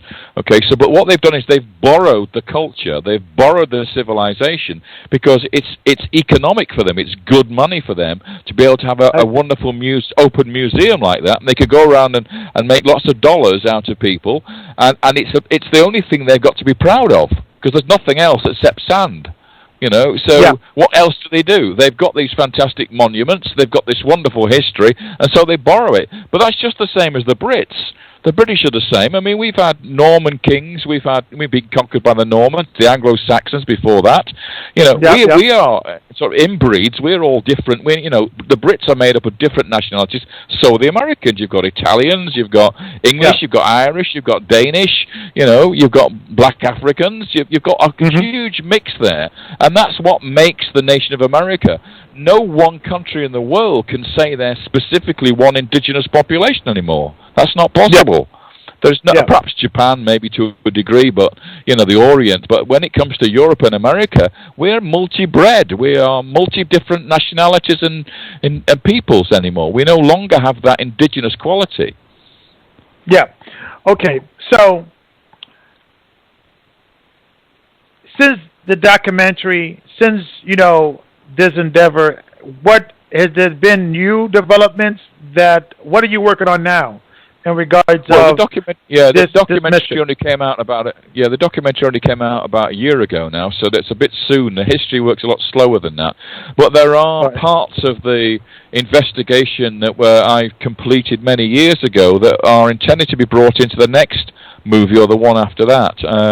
The next one is concentrating on the journey through the wilderness years, the 40 years, and there are theories floating around about where the miracle of the sea took place, whether it was across the Gulf of Aqaba into Saudi Arabia or whether it was elsewhere. I'm not particularly of that school of thought. I think the Yam Suf, the Sea of Reeds, was actually located on the border of Egypt between Sinai and the Nile, between the Delta and Sinai. So I'm not of that ilk. I don't believe in those theories myself. I think the evidence is quite conclusive about them not being a crossing into Arabia.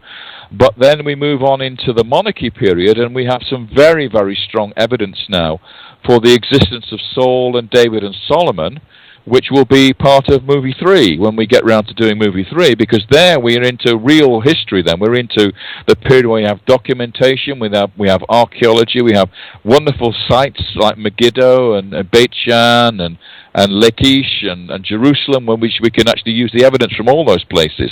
So it doesn't stop with the Exodus and the conquest. It moves on all the way through the history of the Israelite nation, all the way through to the divided monarchy period, and in fact, as you say before, to the exile and the post-exile. So there's a lot more work to present to people, but a lot of the research has already been done on it. It's not like we're coming up with more new evidence all the time. I mean, that's a slow process.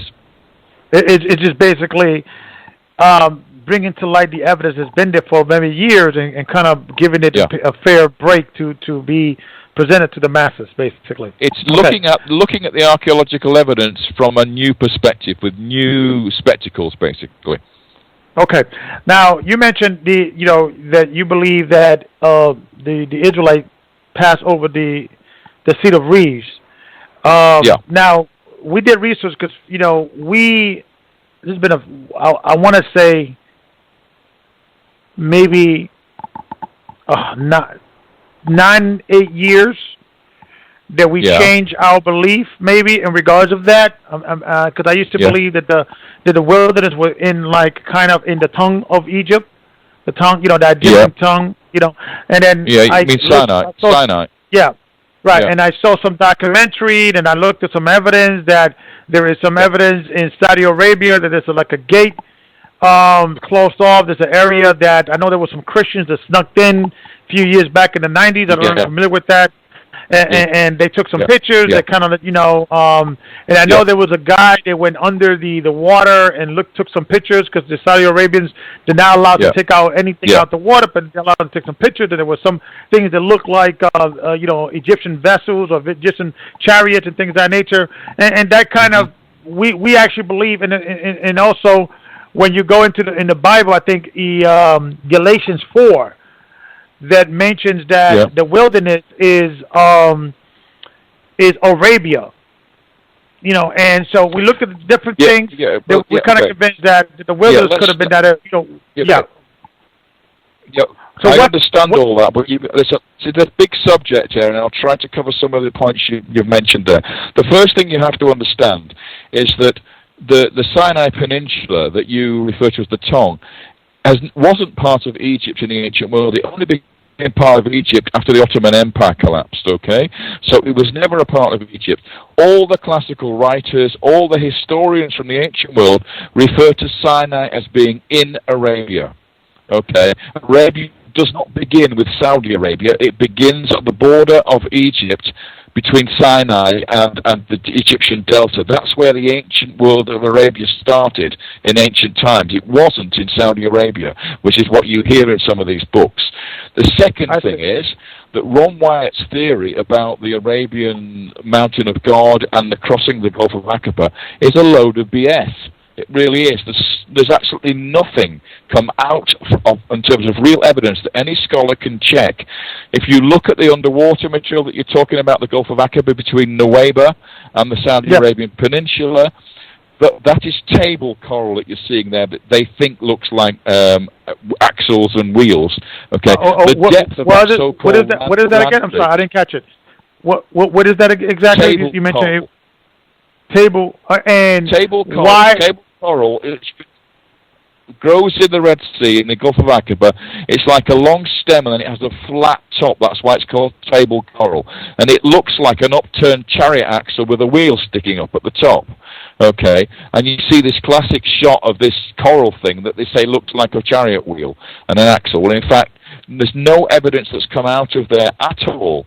And the claims of Ron Wyatt and his people that he brought a chariot wheel out are complete and utter nonsense. The person he said he took it to in the Egyptian government, in the Ministry of Antiquities, never existed. He invented that guy. And that the wheel never existed. It was never brought out. The so-called golden chariot wheel was a fraud. It was actually a fake that was put in there and photographed by Ron Wyatt and his sons. Okay, the pillar on the Arabian side of the thing never existed. There's not a single photograph of that granite pillar on the Arabian side. It's completely made up. When it comes to the Mountain of God, in that area there, everything that they found there is Nabatean. From the 1st century AD, has nothing to do with Exodus or ancient Egypt or the Israelites from nearly 1,000 years earlier. Has nothing to do with it at all. And even if you read your Bible, it says that when the Israelites crossed the Yam Suf and the Egyptian army was drowned in the Yam Suf, they are then standing in what's called the wilderness of Shur, S-H-U-R. And as you know, Hagar, the Egyptian slave of Abraham, fled along the way of Shur on her way back to Egypt across northern Sinai. The wilderness of Shur is described in the Bible as being adjacent to Egypt, right connected to Egypt, on the edge of Egypt. It cannot be in Arabia because Arabia is nowhere near, Saudi Arabia is nowhere near the border of Egypt, and there's no way that Hagar went to Egypt via Saudi Arabia. That's just a nonsense. Okay, now let me ask you a question. 101 ways that... Sorry, go on. Okay, so let me ask you a question. What is Tim Mahoney's perspective? He believes, he disagree with you, agree with you? Where are you going to be part of that project in regards to trying to find the wilderness? I'm probably going to be the negative side of this one because Tim, like many people, were taken in by Ron Wyatt and the people who followed up afterwards. And I've tried to persuade him, and I think I'm persuading him that actually he's got to be the same with this movie as he did with the first movie. He's got to be fair, and he's got to be unbiased about it and look at the evidence. And when you produce the evidence, you actually see that none of the evidence actually favors Saudi Arabia as the location of the Mountain of God or the Gulf of Aqaba as the crossing point. And all the evidence, including the biblical narrative itself and the text, say that it was actually in the Sinai Peninsula. That's where the events took place. They did not take place in Saudi Arabia. Do you know how deep the so-called land bridges between Nuweiba and Saudi Arabia? You get told that this is the way they crossed over because it was shallow. Okay, it's been measured by USA, British, and an Israeli sonar measurements by the military, and it's 2,500 feet deep. That's twice the height of the Empire State Building. That's how deep the so-called land bridge is. There's no way in the world anybody could have crossed a depth of 2,500 feet. It's absolutely impossible. Okay, so you're going to be, I guess, the antagonist in the next documentary, I'm assuming, for this. And I like I said, these type of things we are looking into, and it's, like I said, it's very difficult for these type of things to kind of surface because there's always politics behind it. You know, from your perspective or from your knowledge, what has been the Saudi Arabian government? Is there any truth to the gates that they're not allowing anybody to be in that area? And is there any, what is the Saudi Arabians are saying about this? That you know, if you know. Well, yeah, the people that have been there and seen the fenced-off area, they're absolutely right. They're not lying about that. That's absolutely true. And what they've seen is what they've seen. The thing is, what they don't explain to you, or what you don't realize, is that the Saudi Arabians always fence off archaeological sites. They do it all over the place in Saudi Arabia, but it's not just in that area. Secondly, there's a huge military base within a few kilometers of that location. So it's a very sensitive military area for the Saudis. They're not going to allow people to wander around there willy-nilly and do what they like because they are particularly cautious of their border with Israel. Okay, so they have got military bases in that area with radar and missile installations. Okay. The other thing about this whole area there is that the Rawchaa tribe live there. They are the most violent and nasty bunch of Arab nomads you could find anywhere in that area. Okay. So it's not a pleasant place to go and visit. So the reason why people have so much trouble in that area is nothing to do with the fact that they're trying to stop you from finding out the secrets of where the Mountain of God was located, and everything to do with modern politics. Okay. Well, yes. I guess that kind of is that question is kind of associated to the first question in regards of the pushback within Egypt. And they're accepting a different, a chronology.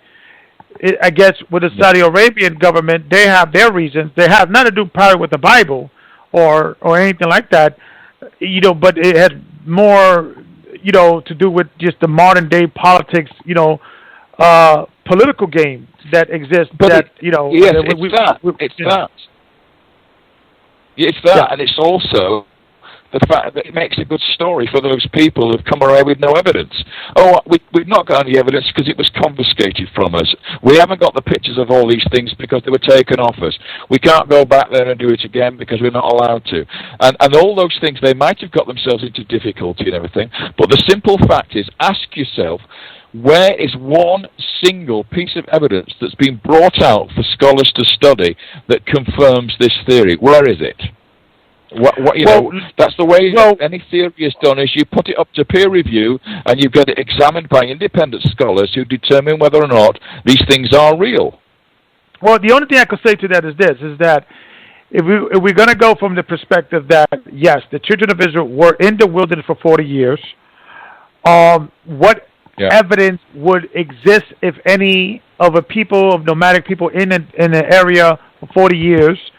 And can we find some place that evidence outside of Bible, biblical studies? And then right now, from my understanding, is that what the archaeology with the place that people go there now, in regards that I think I picked by, I believe, Constantine's mother was kind of like the one that kind of wanted. She was behind. Yeah, she wanted to kind of find, different biblical archaeological places, and kind of chose this versus that, and there's been a struggle with that. But the people there are arguing against that. There is no evidence that the children of Israel were in that area because there's no evidence. So what do you say to that? If it's not Saudi Arabia, okay, let's say you're right. Where do you think it did happen, and why is there a lack of evidence in those areas?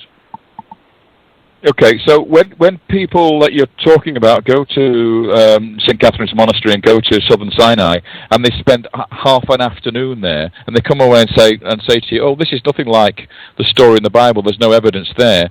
You could say the same thing about going to the Holy Sepulchre in Jerusalem, and you could say, well, this is nothing like Jesus and his tomb, and this is nothing like the place of Golgotha. It's all Byzantine, it's all later constructions. Of course it's not going to look like the authentic thing. Just the same as, New York Island, Manhattan Island doesn't look anything like it did when the Indians were living there, the Native Americans were living there. Things change, and they never look quite the way they should anymore. The fact of the matter is that when you look at the Southern Sinai Peninsula, there is abundant water in that region that would have sustained a large population of people. And you've got something like 30 different springs within a walking distance of half a day in that region. Okay, so you've got places where they can drink and get supplies of water. You go to Saudi Arabia in that same area, Jebel al-Lawz, and there are no water supplies there at all. So people would just simply die of thirst, okay? You can't cross northern Sinai. Well, the argument a Christian would tell you... Yeah, go ahead. Yeah. Go ahead. I was just going to say, you can't... Go on. Well, no, a believer would tell you, well, that's the whole concept of the story of the rock, where Moses hit the rock. If the story is that there was no water, then you will not find water in that area, because the Israelites were complaining about not having water, and if you're saying that the other area can sustain life and there's plenty of water, that would kind of, contradicts the Israelite complaining that there's no water. You get my, No. You've got to read your Bible properly. it says the Israelites complained there was no water at Rephidim. Okay?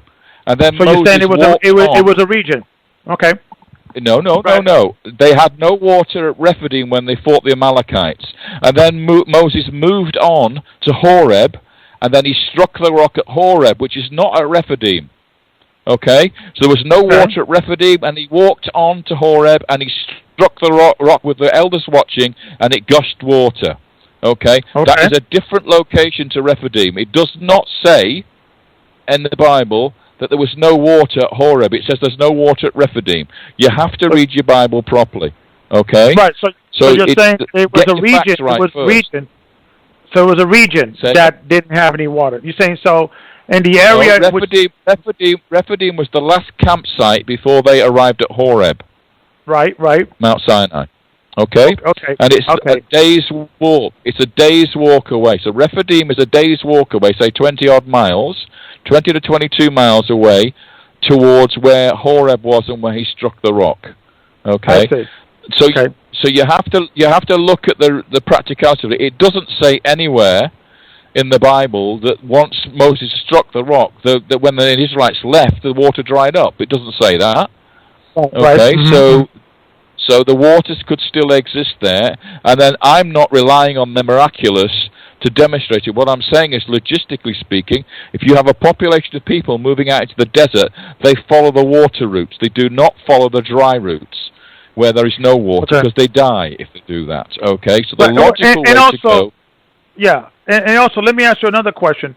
What will be the evidence of a group of... that was the question you asked. Yeah, you asked that question earlier. I was going to explain that to you. Let me ask you this question in return. Do you think when the Israelites left Egypt, they took pottery with them?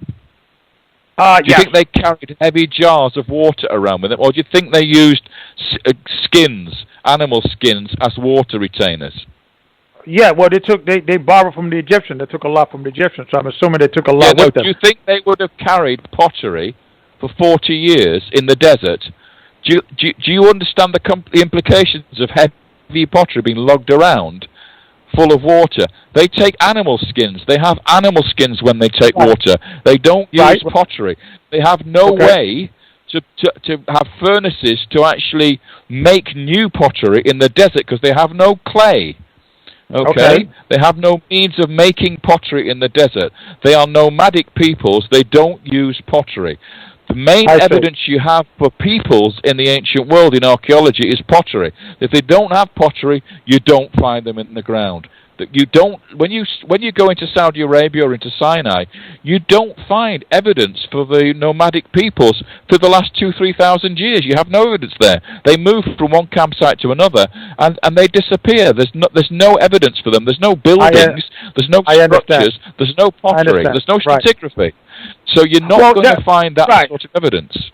Right. No. It was a rhetorical question because you're right. I mean, what evidence will you find if people just putting out a tent and putting and then putting down the tent and moving on? They're going to take most of the stuff with them, and so there will be very little evidence or none on people that didn't build anything.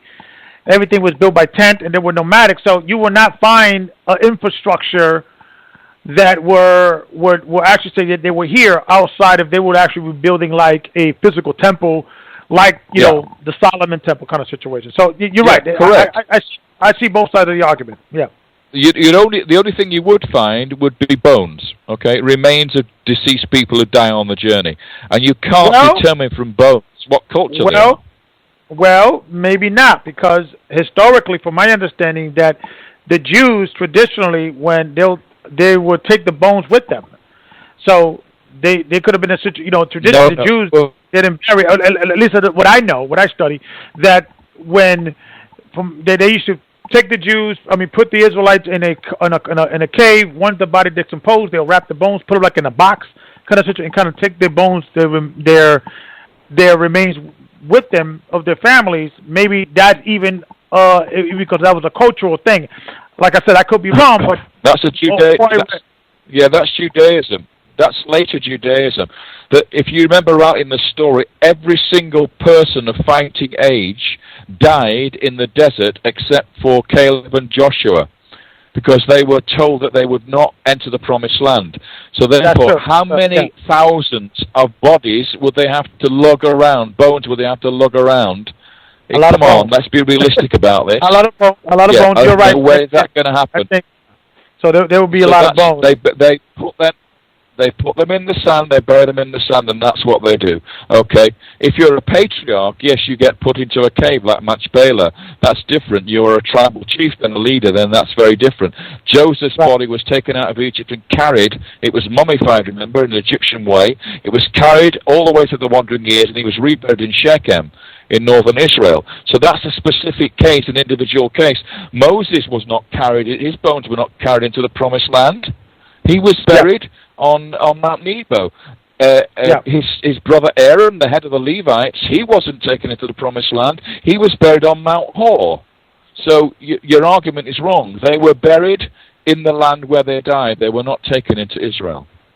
Well, you're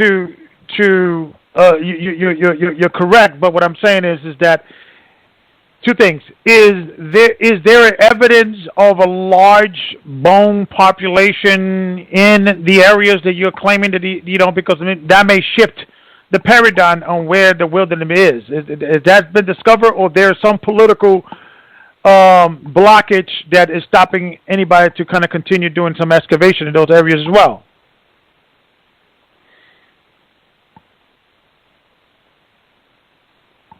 That we lost you? Azariah, that we lost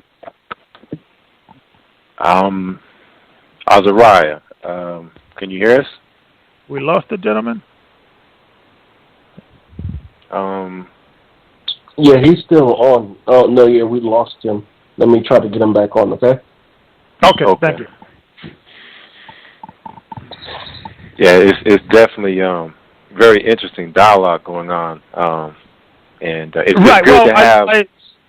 I love history. I'm a history buff. I love to kind of analyze these type of theoretical stuff. But this is much needed. But we hope we get him back.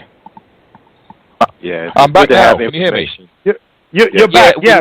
I lost you halfway through that conversation. I'm sorry about that. That's okay. So the question is, you're right. In the Bible, it mentions that there was a large group of Israelites that were killed, especially when Moses went up to the hill, got the Ten Commandments, came back. Yeah. There was a big party worshiping pagans, and I think the majority of the population died. Is there any discovery of bones buried or piled up top of each other that will validate your claim, or there is a political... Is there been political stumbling block for people to do some excavation? First thing is, it's not my claim that's been validated, it's the Bible's claim, okay? The killing of these people who built the golden calf, the ones that were slaughtered by the Levites, okay, somewhere around the mountain of God, one presumes that they are buried in some way, although, in other parts of the Bible, it talks about the earth opening up and people actually, falling into the chasm, to the abyss. Right. So it's the Bible's claim, it's not mine. I'm not claiming that actually happened. I don't know where to do that. Yeah, listen, I don't care either way. I don't care either way. I'm just trying to, bring, What I'm trying to say to you is that you have to realize about the Middle East is there are huge tracts of desert, massive amounts of desert that's never ever been even trod on, never mind excavated. Nobody's ever gone and dug these places. So, you're not going to have the evidence. We've only just in the last week or two had the announcement that they found a huge graveyard of Philistines at Ashkelon. That's a well-known archaeological site that's been dug for 25, 30 years. So nobody's ever gone to the area of southern Sinai or Saudi Arabia and actually dug and looked for these things. So when we know we've got, there's an old saying that Yigael Yadin said was that we've actually only ever excavated 10% of what's actually there. There's 90% still to be excavated in the ancient world. So we've still got a long way to go. That's a lot. Yeah, that's a long way to go. A long way to go. Yeah. And so you figure, archaeology, there's an art started about 100 years ago, give or take. So only 10% has been excavated, and then so we have to do another. If we go with that same pace, it's going to take a while until we get to the other 90. It is indeed absolutely true. I mean, archaeological teams go and work at places like Hatzor. There might be 20 or 30 people scraping away with a trowel. Those cities were built by thousands of people over generations that span 2,000 years. The history of Hatzor goes back 2,000 years. And then these poor 20 people with trowels are trying to excavate it. So give them a break. It's going to take a long time before we have the evidence that comes up. We only just recently had this tablet that mentions the House of David, that came out of Tel Dan, which actually proves that David and his dynasty were real. And that was a fantastic discovery, but that only happened recently. Yeah.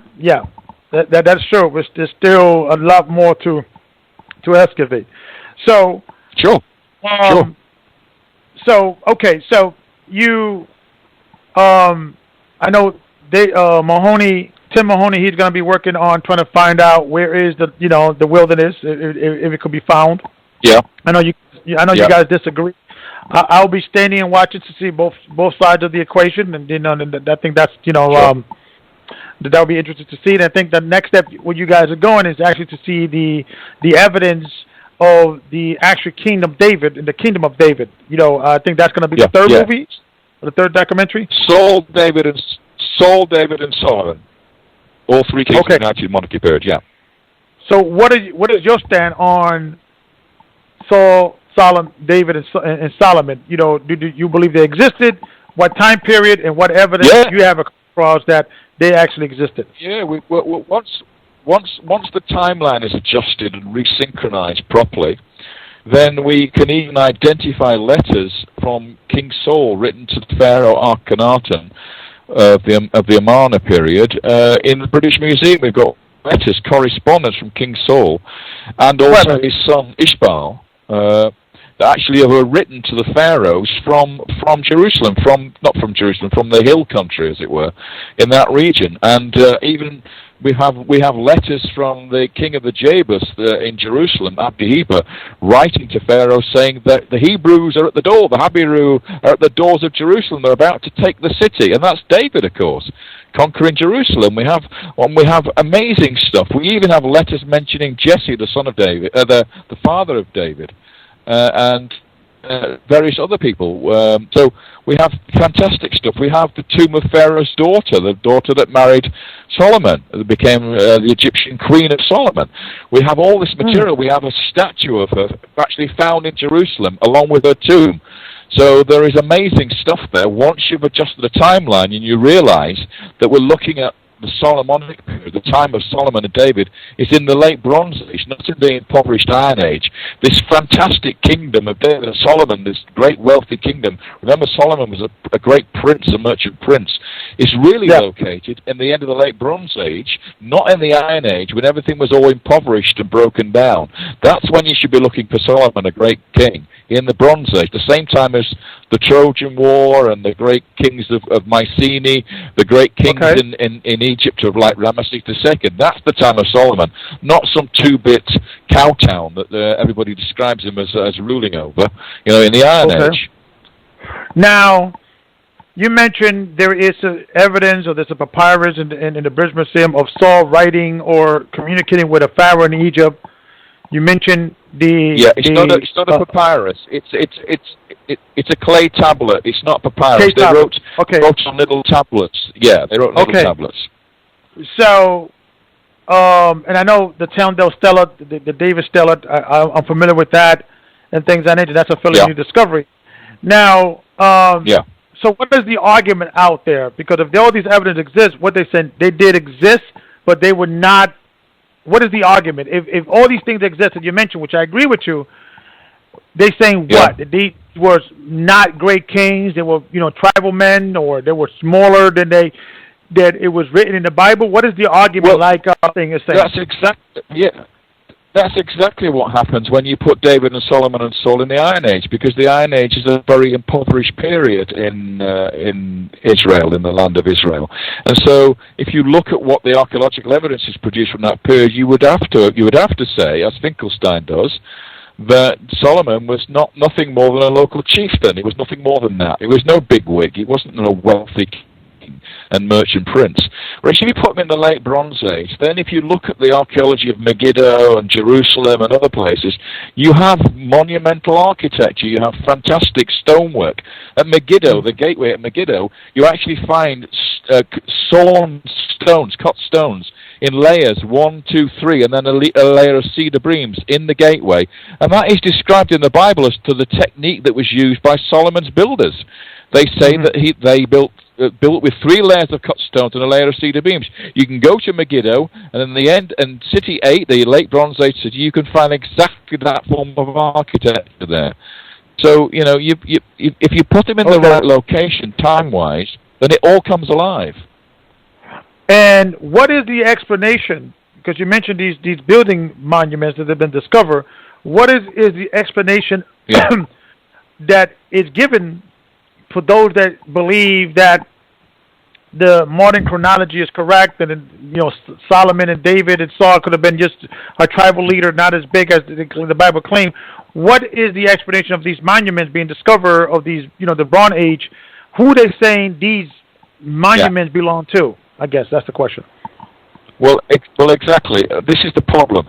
The first thing you have to know is, and I'm sure you know this, is that when you look at monuments in Israel, there isn't a single monument in Israel that's actually got an inscription on it of any sort. You don't have carvings like you have in Egypt of the pharaohs conquering their enemies and great big long texts in hieroglyphics. When you look at the monuments in Israel, they're just plain walls. The stone walls, no inscriptions on them.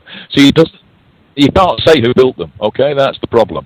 But what they simply say is, well, these monuments, these great buildings, these great architectural constructions were built by kings of the late Bronze Age before the Israelites even left Egypt. In other words, they're kings, Canaanite kings.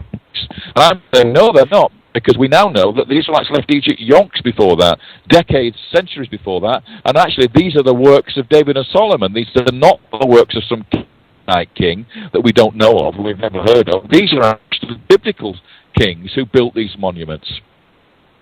I see. Okay, that's interesting, because if there's no evidence of who these buildings belong to, then we have to then open the door, keep the door open to the possibility, that we actually looking at Solomon's temple or King David's temple or house. Sure, exactly. And if you see described in the Bible a certain building technique which is unique to Solomon, and then you go and find it at Megiddo, then it's pretty obvious who built it. Well, right, that's a no-brainer. Exactly. Absolutely. Yeah. Well, we're coming into the last 44 minutes of the show. Doctor, will you be willing to maybe take some questions from the audience? Yeah, I didn't realize you had an audience. That'd be great. Okay. Okay, so if you want to call in and ask a question to this great professor, I think he's doing a great work, and we need more guys like him in the world. Please call in at 646-200-4309, 646-200-4309, and just dial the number 1, and then we'll put you in the queue. So let's go down here the line. Yeah. Let's see here. Okay, we got real quick, Elder Rawchaa, real quick, if I could ask the brother here a question. Yes. I was looking earlier at some information concerning your works, and something that I thought would be really good to speak on that hasn't been touched yet is your findings as far as when it comes to the Garden of Eden, because here it was saying that your location that you found is that it's on the northern part of the Iranian Peninsula there. I believe it's called Tabriz. Yeah, in that area. Is that correct? Yeah. the Eden story evolves, and that's a good question. Thank you for asking it. If you look at chapter 2 of the book of Genesis, it describes Eden being at a place where 4 rivers have their sources. And 2 of the rivers are named as Euphrates and Tigris, and we know where they are. They are the rivers that flow through modern Iraq today, Mesopotamia, and they have their sources, their fonts, their starting points in the area around a place called Lake Van and Lake Urmia, which is where the city of Tabriz is located, you mentioned earlier. And I went out in that area, and I actually did a number of expeditions there, and I actually found the other 2 rivers mentioned in the 2nd chapter of Genesis, which are the Pishon and the Gihon. Today, the Gihon is called the Gaihun. It's an Arabic name, but it obviously derives from Gihon. And the Pishon is the old Uizon, and there's a labial switch between P and U, which we know linguistically happens. So we know where all 4 rivers are, and we actually found a place called Nod. The area is still called Nod today, which was east of Eden, where Cain was exiled into the land of Nod. Well, that place is still there. It's called Nodi today. So all the toponyms, the land of Cush was up there. The Cushadar, the mountain of Cush, is located in that region. So it seems to be the place of the origins of the story. Now, that doesn't necessarily mean that I agree 100% in the story of Adam and Eve and all what was going on there, but a geographical location seems to be referencing in the book of Genesis that location up there. And then the people moved down into Mesopotamia. Cain, for instance, the builder of cities, came down from the mountains and built the first cities in Mesopotamia. And of course, these people, they built these what we call ziggurats, these artificial mountains of which they have their god's temple on the top of them. They're like truncated pyramids with steps going up them. And the reason they're doing that, of course, is because their gods originally came from the mountains. That's why they built these artificial mountains in the plain where there are no mountains, because their gods were mountain gods. So these people, whoever they were, that came down from the mountains to settle in Mesopotamia, were actually from the mountains originally. So Eden was located in a mountain region. It wasn't located, on the plain. It wasn't located under the Persian Gulf or anywhere like that. It was located up in the mountains. Okay, well that's definitely interesting, because I would say that most scholars or historians would say that their findings when it comes to Eden would not be what your findings have been. Is that correct? That's true. Zarens, for instance, who is the other main theorist on the location of Eden, would place it under the Persian Gulf. In other words, it was being drowned by the Persian Gulf, the area between Iran and Saudi Arabia, that Gulf area there, and then it's under the water there. But the problem he has with that explanation is it specifically says in the 2nd chapter of Genesis that Eden is located where the 4 rivers have their sources, their headwaters. And if you trace the Euphrates and Tigris back to their headwaters, you're in the area between Turkey and Iran, beyond the Zagros Mountains. You're not in the Persian Gulf. Interesting. All right, well, that was my question, and I know that there are some brothers and sisters who are a part of our church and our listeners, and we can go to the call lines now and get their questions. So, brothers and sisters, go ahead, brother. Just want to make sure that when you're calling in and you have a question or a comment, that you keep it specific to our guest. So if we bring you on and it's a question, relating to something else, we'll put you back in the queue and save you maybe for the end of the show. So we want to be respectful of our guest and the time, and keep it to just the information that's been discussed and concerning his findings and himself. All right, so let's go ahead. We'll go to the first caller. We have the 443 area code. 443, you're on the air. 443-2848. All right, let's go to the next caller. Well, I think he's there. Are you there? 443. Oh, no, actually, I wasn't trying to. I'm down by mistake. This is Sister Wanda. I'm sorry. Okay, no problem. We'll put you in the queue. Just press the number 1, sister, if you don't mind.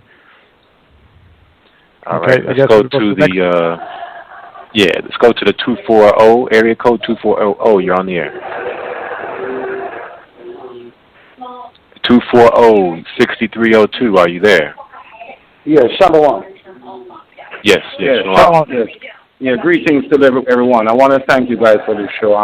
to the brother, I didn't catch his name. I want to ask him a question.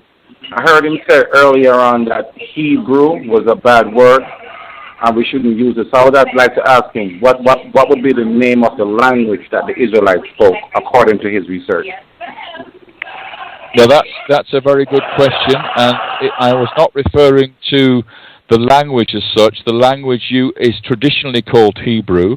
It's a name that we've given it as modern scholars. It's not the actual name that it was actually named. They didn't actually name their language as such.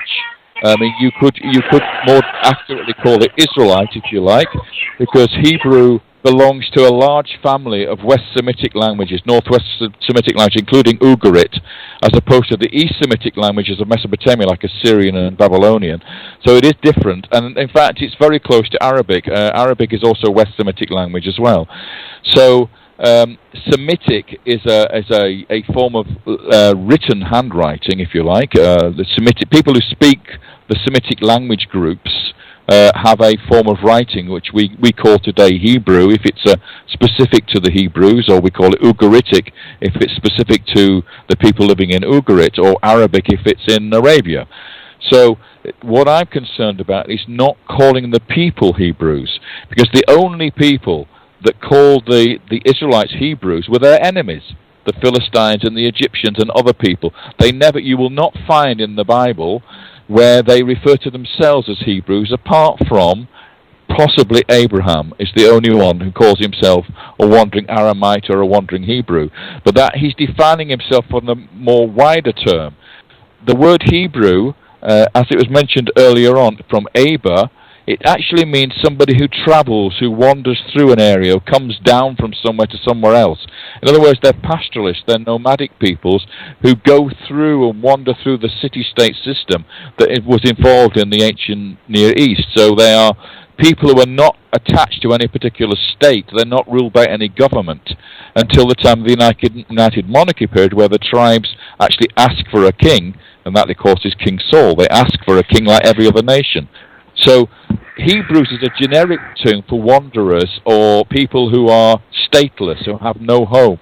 Okay? Mm-hmm. Whereas specifically the people who descend from Jacob are called Israelites, and the 12 tribes are Israelites. Anybody descended from Jacob, Israel, is an Israelite. So Doctor, this is Mr. Rodriguez, and thank you, caller, for your question. So when in the Bible it mentions that Abraham was called a Hebrew, yeah. He was called a Hebrew from outsiders or people that referred to him, but he himself did not refer to himself as a Hebrew? Is that what you're saying? Yes. Or? Yes, okay. Basically, because he's a wandering nomad. He's a shepherd. He's a very, very wealthy nomad, but he comes down from Haran. First of all, from Orpha, which is ancient Ur, he comes to Haran and he moves down into Canaan. He settles at Shechem. He moves down further on to Hebron, and he lives under the oak tree at Mamre. And then he moves on to Beersheba. So he's a nomadic person. He's moving from one place to another, as his sons were, as the other patriarchs were. They never settled. You know, they lived in the Negev part of the time. So they're stateless people. They are wealthy tribal chieftains, but they don't belong to a state. Okay, now, and that's what the term Hebrew means. Okay, now would it be safe to say that theoretically that perhaps, maybe you will know this, that Abraham maybe referred to himself as of the Chaldeans, of Ur of the Chaldeans? Well, that would be if somebody would ask him, what would you think that he would say? Who are you, or what's your nationality? You know, what do you think he would say to that? Okay, during the time of his lifetime? Yeah, that's very interesting. If you go back to Adam and Eve and the separation between the people who were city dwellers and those who were pastoralists, you go to Cain and Abel, of course. And Cain murders Abel, and he becomes the founder, the father figure, the eponymous ancestor of the city folk, the city dwellers. Okay, so they build cities. The other line comes through Abel's successor, who is Seth, who becomes the line of the patriarchs, and they're pastoralists. And that's the perennial war that goes on between pastoralists and sedentary folk. Pastoralists wander through the countryside. The farmers and the city folk, they hate them because they get their crops destroyed by the animals that come through. And so there's always been this antagonism between city folk and wanderers, pastoralists. And you're right, Abram comes from a place, Ur of the Chaldees. Now, the Chaldees are actually the Kaldu, or Kardu, as the Mesopotamians call them, who are today's Kurds, the modern Kurds. Okay, so Ur of the Chaldees, or Kardu, is in fact a place called Urfa, which is near to Haran. It's about a day's walk from Haran, where Abraham's uncle was located. It's not the Ur of Sumer down in the south of Mesopotamia. It's a different place. So Urfa, he was born in a cave in Urfa, and that was not a big city. That was just a place in North Syria, which is where the pastoralists, the patriarchs, came from. They came from North Syria originally. They didn't come from Sumeria. They didn't come from southern Mesopotamia. They came from the lowland areas just on the foothills of the Zagros Mountains. I see. Okay. Thank you. Okay. Ramon, I guess we could take the next caller. All right, so we got the 804 area code. 804. Okay, I'm going to see. Shalom, you're on the air. 804 Hello, you're on the air. 9717, are you there? All right, let's go to the next caller. And again, we have our guest, Dr. David Rohl, and the guest caller number is 646-200-4309. If you have a question or comment, just simply press the number 1 so we can take your call. Let's go to the next. We got 407 area code. Shalom, you're on the air. Shalom. I'd like to thank the brother for his time in coming on the radio show, first up. Thank you. I was curious if yourself or if Mr. Mahoney were looking towards a future project of evidence of where the disciples went, because I know there's debating stories of them going up to England, to India, to far out as to China. That's a very interesting question. That's not been discussed yet, but it's a logical conclusion to move on from David and Solomon and Saul into the period of do you refer to him as Yeshua or Jesus? I'm not sure in your particular church, which you refer to Paul. We'll call him Yeshua. Yeah, either one is fine. Okay. So, yes, I mean, I have been looking into the legends or traditions based on where the apostles went to their various designations. It was quite clearly instructed to them to go and preach and convert. And so you have, for instance, the stories in the south of France of Mary Magdalene going by boat to southern France, setting up in the area of Provence there and living in a cave for about 30 years and teaching the Gospels there, along with Joseph of Arimathea, who came with her in that boat and went on to Glastonbury in England and supposedly had the cup of Christ from the Last Supper with him. You then have St. James's bones in Santiago de Compostela in northern Spain, so that he was a disciple that went there, and his bones are supposedly in that church. And you have Thomas going to India. So yes, you have this idea of the Gospels being spread by the disciples, and of course the principal one who was not a disciple was Paul, who went all over the empire, the Roman Empire, from Anatolia to the cities in Turkey, along the western coast of Turkey to Greece, and of course on to Rome eventually, and where we have a tradition, a very strong tradition, that both Peter and Paul were executed in Rome. So, you know, we have this very clear traceability of these people and very strong connections to the early Christian church in Rome. When Paul arrives in Rome, he's actually greeted by Christians who are already living there. Nobody asked the question, well, who are these Christians? Where have they come from? You know, how did they get there in the first place? Who converted them? So there are fascinating angles to this. When Paul and Peter arrive in Rome, there are already Christians established there. So how does that come about? Okay. Any ideas? Any other question, caller? Nope. Thank you very much for your time, and shalom. Okay, thank you. Great question. All right. Great question. And if you could press 1 to exit the queue, let's go to the next caller. We have the 804 area code. Shalom, you're on the air.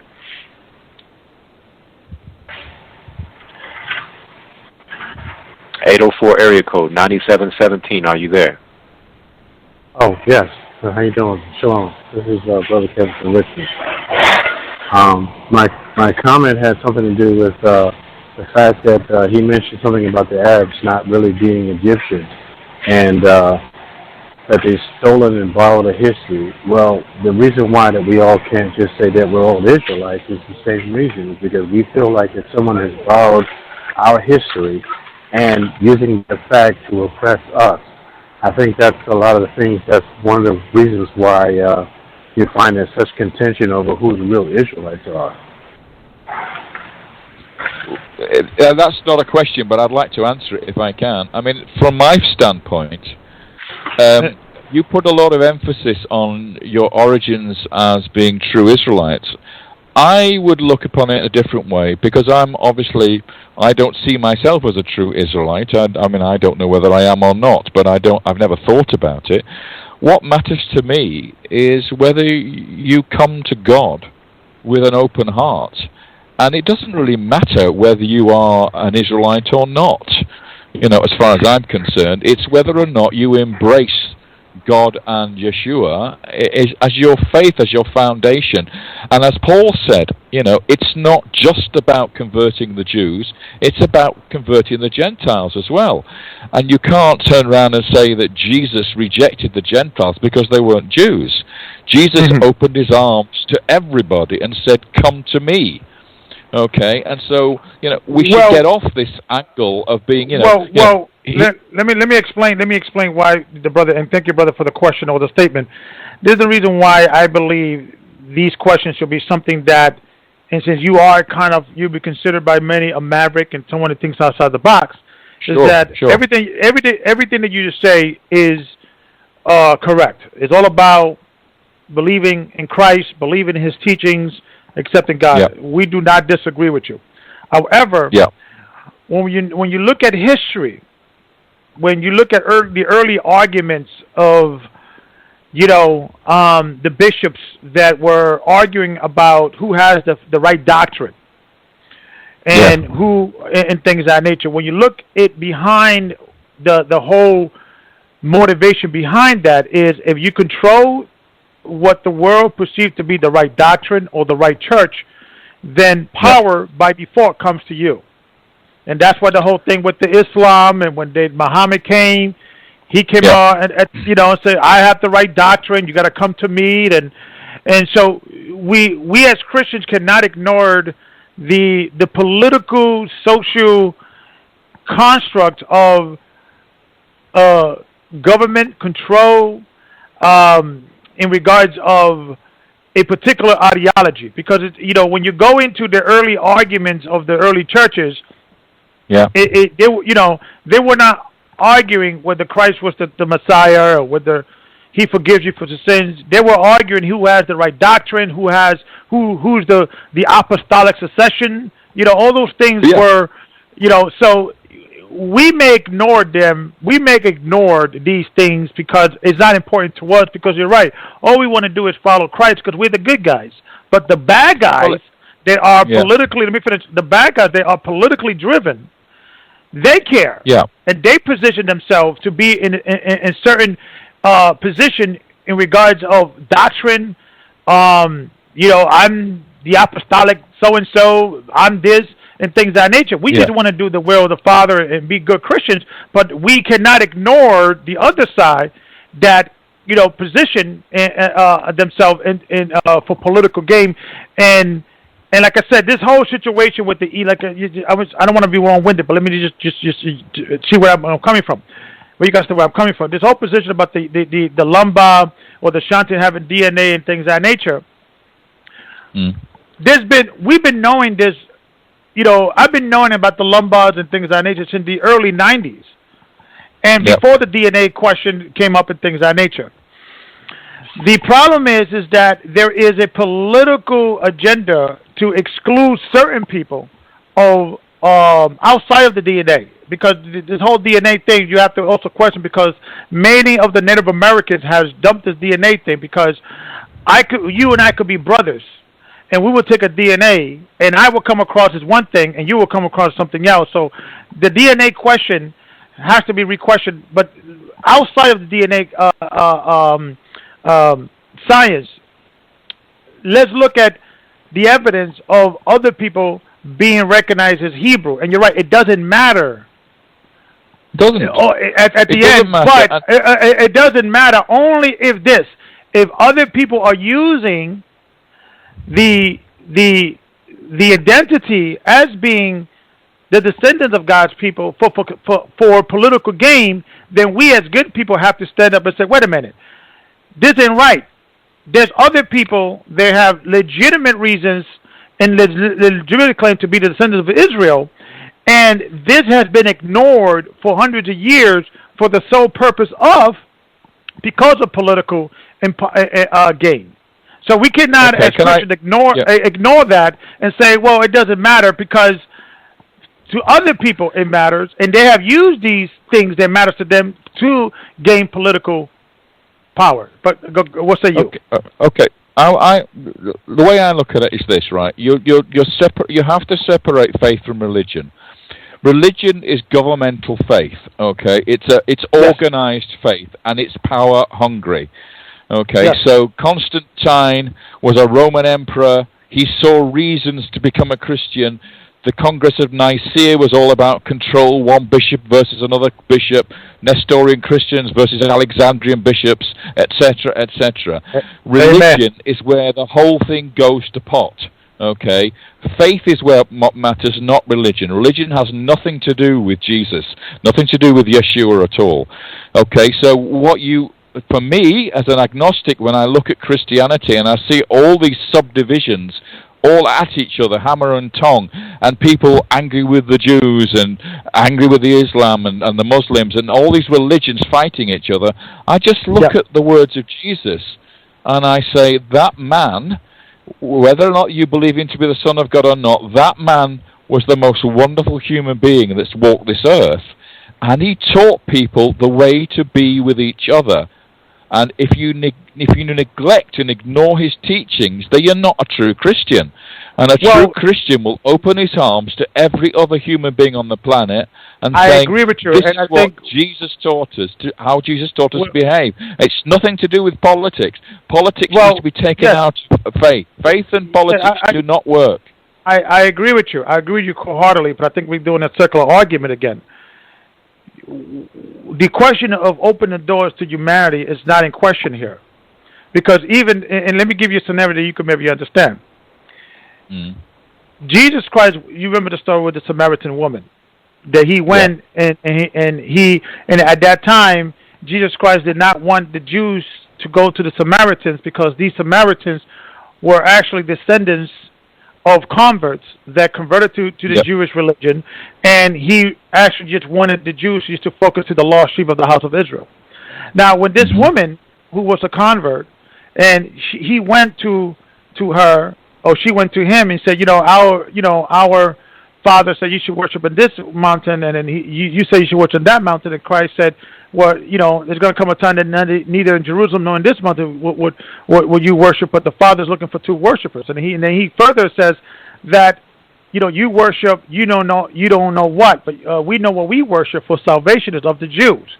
So Christ opened the door, because when you keep reading, he stood in Samaria for 2 days and taught the gospel. They accepted him, but but he was addressing a political issue during the day, and telling her that although you do believe that I'm the Messiah, and you believe that there's a Messiah that's going to come, and I'm telling you I'm that guy, I have to correct you in certain things. And that's why he said the Father he's a spirit. You must worship him in the spirit and in truth, not in a lie. So, well, isn't that doctrine? Is that not doctrine? Is he not referring to doctrine? No, but meaning we as Christians cannot ignore the political, because the Samaritans and the Jews did not get along because of political reasons. And when Jesus Christ was teaching the Gospels to this woman about the water, if you drink the water that I give you, you will never thirst again. That's the Gospel. That's the essence of the Gospel. But he did not ignore the political drift between the Jews and the Samaritans, and he told her that salvation is of the Jew. The word "of" meaning perceive, come. So meaning, if you want to learn the true Judaism or the true Gospel, you have to learn it from us. So he did ignore. So let me finish my statement. He did not ignore the wrong perception that the Samaritans were living on. He addressed it, and then he taught the gospel. So what I'm saying is we cannot ignore, because Christ did not ignore those things. He acknowledged them. That's why he didn't first say open the door to the world. He began to open the world after Cornelius and things of that nature, because he understood the political, I want to say the social fabric or construct that we live on today. And all I'm saying is that when Christians have these conversations, we cannot just always go back into our comfort zone and just say, well, it doesn't matter. Just let's believe in Jesus, let's believe in Yeshua, and it's almost a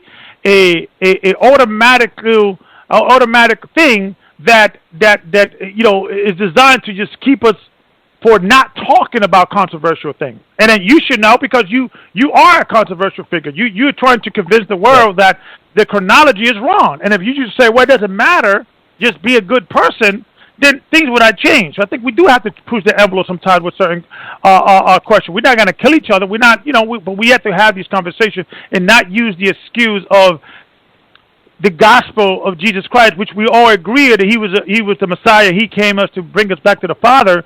But in the same way he corrected the Samaritan woman, he dealt with this political situation, and Christ was a threat. Even the Jews, the Pharisees, when they saw Christ and they said, if we let this guy go and let them be, the Romans will come take our place in our nation. So so we cannot ignore these political, because other people you get what I'm saying? You forget.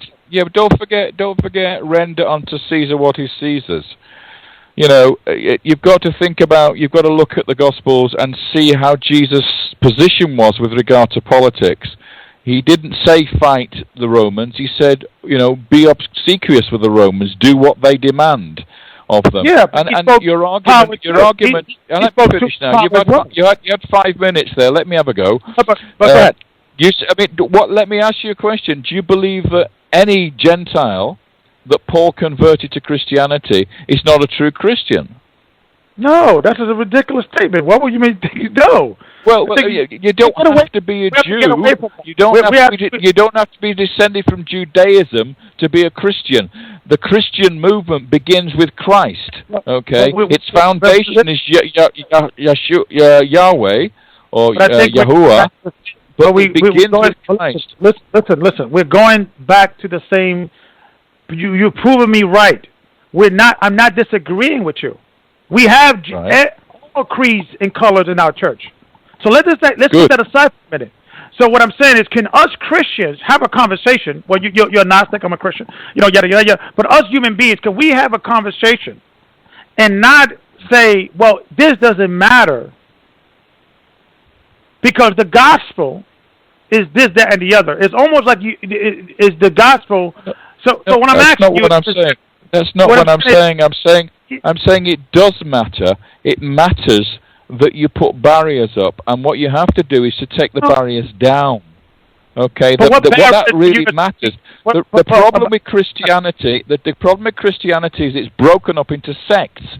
It's broken up into argumenting groups, even within white Christianity. You have all sorts of different subdivisions of Christianity, which fight each other, which disagree about doctrine, which disagree about practices. Okay, at the end of the day, Jesus would be totally dismayed by what's happened to Christianity, because he'd say, "What are you doing? Why are you all following different ways?" I disagree. I think more Christians should get together and argue more. I don't think they should kill each other. I don't think they should go out and start doing crazy stuff. But I disagree with you because you are a maverick. You cannot say that you being someone who is thinking outside the box, and you getting pushback, and we're supporting that because you are a trailblazer in the community in regards to history and dealing with the Bible. What I'm saying is that I disagree with you. I think more Christians should have more discussion and love and Jesus and hang it out and kiss it, make up later. But I think we should have more discussion and to get to the bottom of this thing. So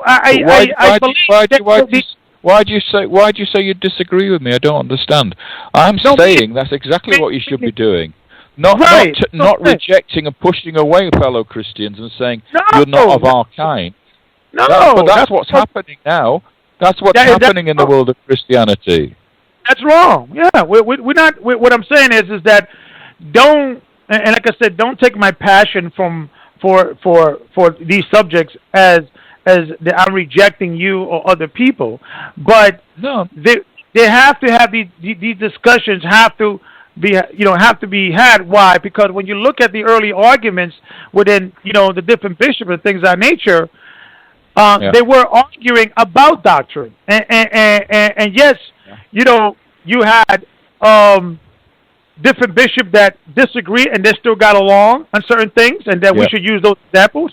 And you had other ones that disagreed and plotted to kill other bishops and pass laws to not to do this, that, and the other. That I disagree with, and we should not force any doctrine upon anybody. I'm agree with you, but what I'm saying, there should be a dialect and not always go into the Zen zone. It doesn't matter, just believe in Jesus, go back to sleep, because it's not progressing. We're not progressing that way. I think we should have this conversation.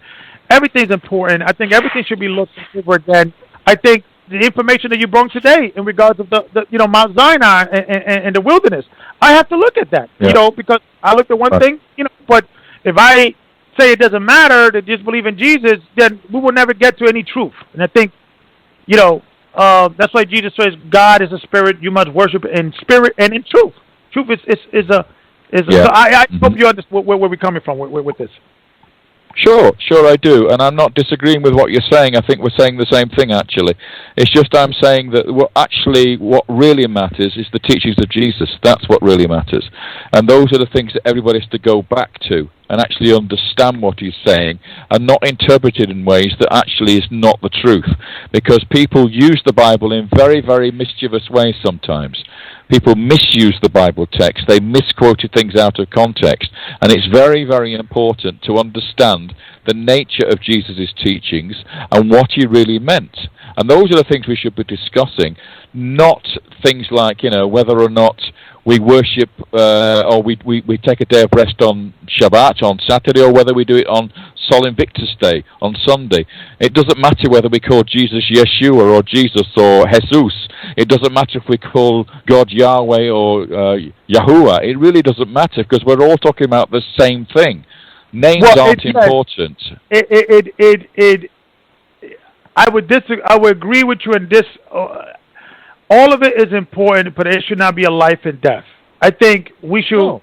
I think whether we have to keep the Sabbath or not, and then Jesus Christ, was teaching the Sabbath, because that was a thing that Polycarp, are you familiar with his writings, and Ignatius were adamant against, and he said, I'm going to continue keeping the Passover because John, the apostle of Christ, commanded me so. So absolutely. So therefore, I agree with you totally. Sunday is the wrong day to be celebrating the Sabbath. Quite clearly, Sunday is the Sunday, the God Sol Invictus, the victorious Sunday, and that was Constantine that did that. That fixed that as the day, because it was the day that the Romans, all the pagan Romans, were worshipping Sol Invictus. The same thing with Christmas. We shouldn't celebrate Christmas on the 25th of December. That's got nothing to do with Jesus' birth. Absolutely nothing whatsoever. And yet we do these things. You have iconography in the churches in Europe of halos, which are the solar disk, which comes from Sol Invictus worship. It's got nothing to do with the saints or Jesus or anybody else. So these things are part of our cultural history that have been they've been attached to our faith and to our religion by history, by civilization, by the past, and it's very hard to shake those things off. And Hebrew roots trying to do that, and I applaud that you're trying to get back to the true way of teaching of the Christ. But doesn't that matter? Doesn't that is important? Shouldn't we speak to power in the same way as Jesus Christ? In the same way as Jesus Christ was speaking truth to power to the Pharisees when they were keeping the traditions of the elders, they had nothing to do with the laws of Moses. So what I'm saying, we have to have it matters. Everything matters. It matters. We should not say anything matters. Matter. But I've had arguments with people who argue that, you can't call Jesus Christ, for instance. I've had that argument thrown at me before. And yet it's even referred to in the Gospels. The term Jesus the Christ is referred to in the Gospels. It doesn't matter what name you give God or the Son of God. All that matters is that we're referring to the same God and the same Son of God. It doesn't matter whether you speak in Latin American Jesus, or whether you speak in English Jesus, or whether you speak in Hebrew Yeshua. It doesn't matter. Well, it should not matter if the Bible says it doesn't matter. In other words, I agree with you, but if the Gospels are written in Greek. What do you want to do about that? No, I'm not. I'm not disagreeing with you. I'm not disagreeing with you. What I'm trying to say is that we have to give it. Like, for instance, that will be your response to that. Gentlemen, what the Bible was written in Greek. We could find the word Christos in the Bible. So you could find these early writings referring to Christos. So so it was okay for them. Then it's okay for us. So I think the brushing things off, it doesn't matter. I think it doesn't serve the purpose. What it does, it keeps perpetrating the same thing. If you could show a Christian that the word Christos is valid, then he or she will move on and say, okay, I see your argument. I think it's very condescending to you say it doesn't matter. I think everything matters. I think we should look at everything over again, and clearly we should not kill each other or hate each other because of a disagreement, but we should present your evidence the same way you present your evidence today in regards of the wilderness. You bring profound evidence that we have to look at. Now, we have to look at that and shift our paradigm according to the evidence. So I think more of that should be had with Christians. I think most Christians should learn more Greek. They should learn more Hebrew. They should learn more. There should be historians. I think the pastors should get away from these feel-good lessons and get into these typical these controversial topics because it's needed. And I think the escapism is it doesn't matter. I think it does matter, and if it doesn't matter, or you should present, we should argue, we should create the environment that you can present your argument and your archaeology or your biblical data, and let me do the same, and look at the evidence, and we could have brothers sit down and say, okay, I see what you're saying. You may be correct, or I may be correct, and we can move on. I think we should be more civilized on these things, but the word doesn't matter. It's been the number one reason, because you know why? My mother tells me, you mentioned about all of that about Christmas and Easter and all that, being associated with pagan. Every Christian told me, it doesn't matter, just love Jesus. So that type of, it doesn't help us moving on and to getting to the bottom of the equation. My personal opinion. You can't. I get that, but you can't change the way things are now. For instance, you can't start referring to the Apostle James as Jacob. You can't start referring to Matthew as Matityahu. You can't, you can't start undoing all these things because that's the way our culture has evolved. And Jesus probably wouldn't even recognize the word Jesus or the name Jesus. So we have to live with how things progress and try to unpick all that and go back. The whole idea of Hebrew roots, I think, is an excellent idea because it goes back to the original teachings.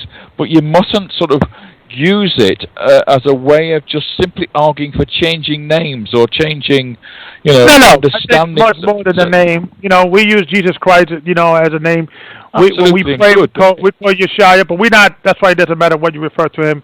Things that is. Yeah. What you do in your private quarters as your prayer, that's one thing. Versus, But what we're saying is that we have to address everything and things of that nature because, and to land back with the brother saying, and we're approaching the last 3 minutes before we go to overtime.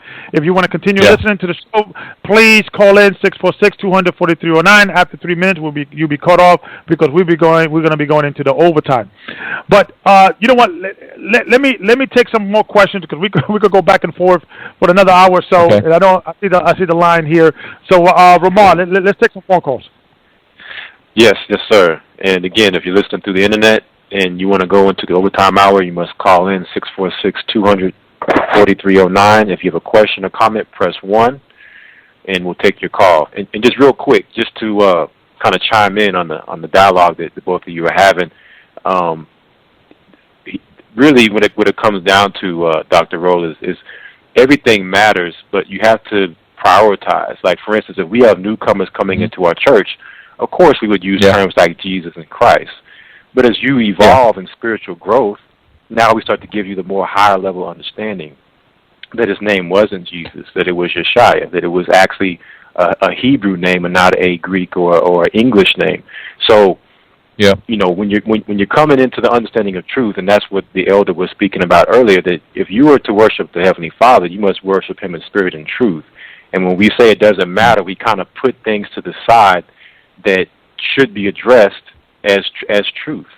So, and he brought the greatest example with your work to say we could say the same with your work. It doesn't matter, just love Jesus. So it does matter, but you have to use wisdom with how you deal with people. So that's what we do with our church, is that we understand that people aren't familiar with the Hebrew and the Greek and all that. So we speak in a language they can understand. But as they evolve and come into a higher level of understanding, we must then give them the truth in all things as they grow. So I just wanted to kind of chime that in. The logic of that, I understand that. The logic of that argument is we must all start speaking Hebrew. No. And whatever Paul did was a complete waste of time, because you've got you could. Well, what I'm arguing here is that we have evolved. Christians have evolved, into an international group of people speaking many different languages and pronouncing words in different ways. But we're all talking about the same Jesus. We're all talking about that same Yahweh. We're not talking about different gods. We're not talking about different prophets or anything like that. We're not. So we don't say Shlomo. We say Solomon. We don't say David or Dadua. We say David. We don't say Shaul. We say Saul. So if you're going to have to go down that logical path, you go all the way back to speaking Hebrew and no other language. Right, but Doctor, people we have evolved. We have evolved, and we have languages. Christianity is an international world religion, a world faith, and there are people speaking Japanese who are Christians. And they, they don't. How do they pronounce Jesus? How do Latin Americans pronounce Jesus? Jesus. So if we're going to nitpick about that sort of thing and say, "Oh no, you've got to call him Yeshua or whatever, Yeshua," then that's up to you. You could call him John if you wanted to as well, because it's the same name. So I think that we just got to let people be comfortable with whatever way they want to say the words, if they all mean the same thing. I mean, languages are different by nature.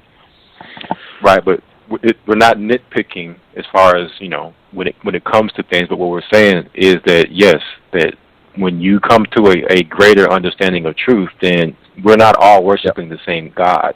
Because, again, the Jews in the Bible worshiped on the Sabbath, whereas the pagans worshiped on the Sunday. So to say it doesn't matter and say we're all worshiping the same God, then that's a contradictory statement. That once you start coming to the understanding of truth, that you say, hey, the people of the Bible kept the Sabbath.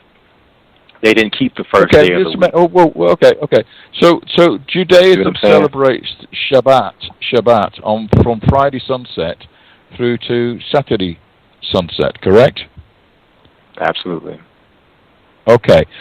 And then when Rome took over and it became the national religion of Rome, they chose the day afterwards, and Muslims choose the Friday instead. Okay, so they all have different days.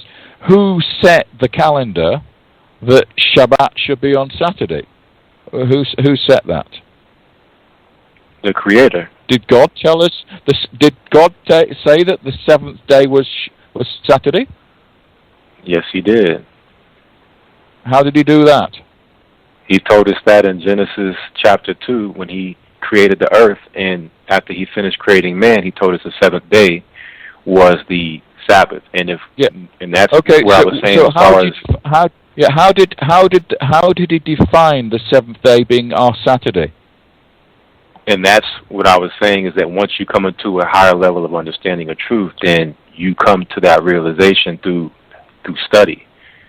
We have the information that goes through the calendar and being taught these things, and just on a base level, if you just look at a regular calendar, you look at the seventh day of the week, you see that it's Saturday.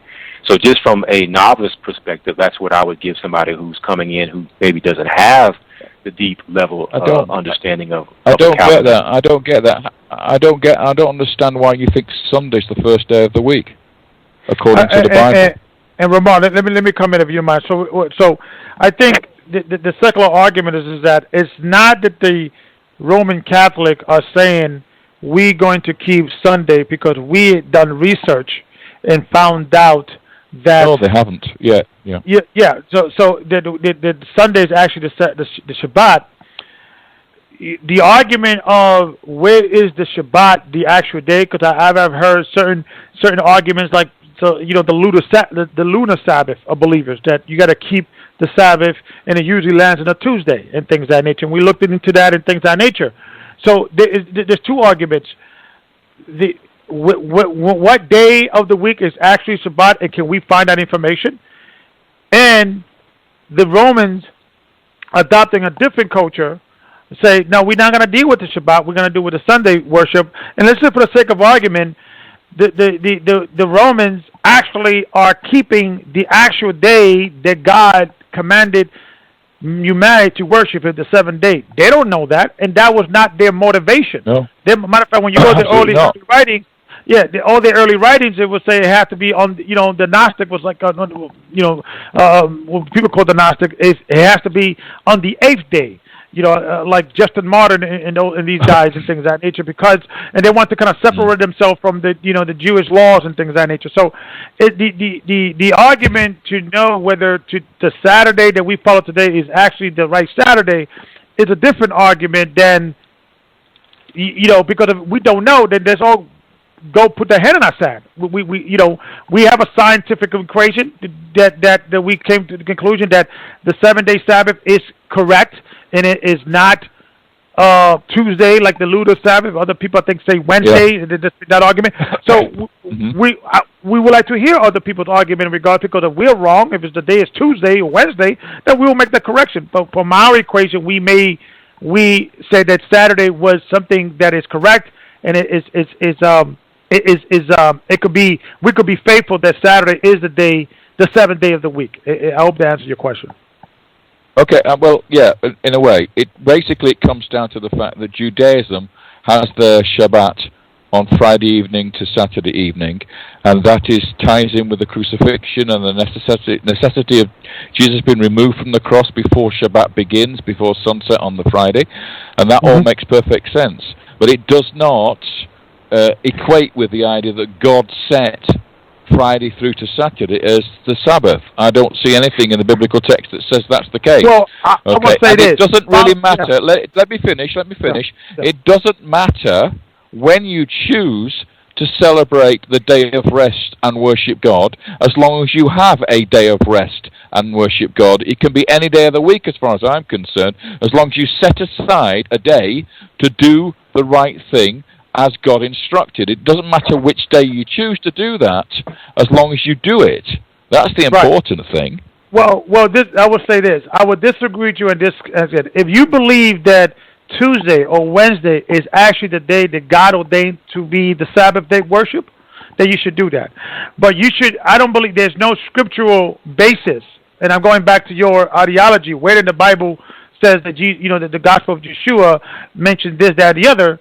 There's nowhere in the Bible that gave humanity a option, pick meeny, miny, mo, where, that's the political, to worship me, he picked the seventh day. Now, if the argument that we don't know exactly what is the seventh day, because the argument, I have heard the argument before, is insignificant in what God commanded man to worship him. So for you to say that God only, it doesn't matter, man could say, I want to pick Tuesday because I like Tuesday, I'm off on Tuesday, that's man doing that. That God didn't say that. And then it's a secular argument because we can't have it both ways. We can't say, well, you say, well, I'm proud of you guys because you're going into the Hebrew roots because the early church was keeping Sabbath and Passover, yada, yada. And there's evidence of that when the Romans came in later. And then going back to say it doesn't matter because then you are helping the people, Rome, they actually came around and changed stuff by using that argument. Right, yeah, but I'm just saying saying just make it clear in your argument that what you're doing is you're choosing Judaism's Shabbat. You're not necessarily choosing God's Shabbat, okay? Because Judaism established Shabbat on a Friday to Saturday, okay? Well, it doesn't. Right. Yeah, but what I'm saying is it could have been the Pharisees who did that.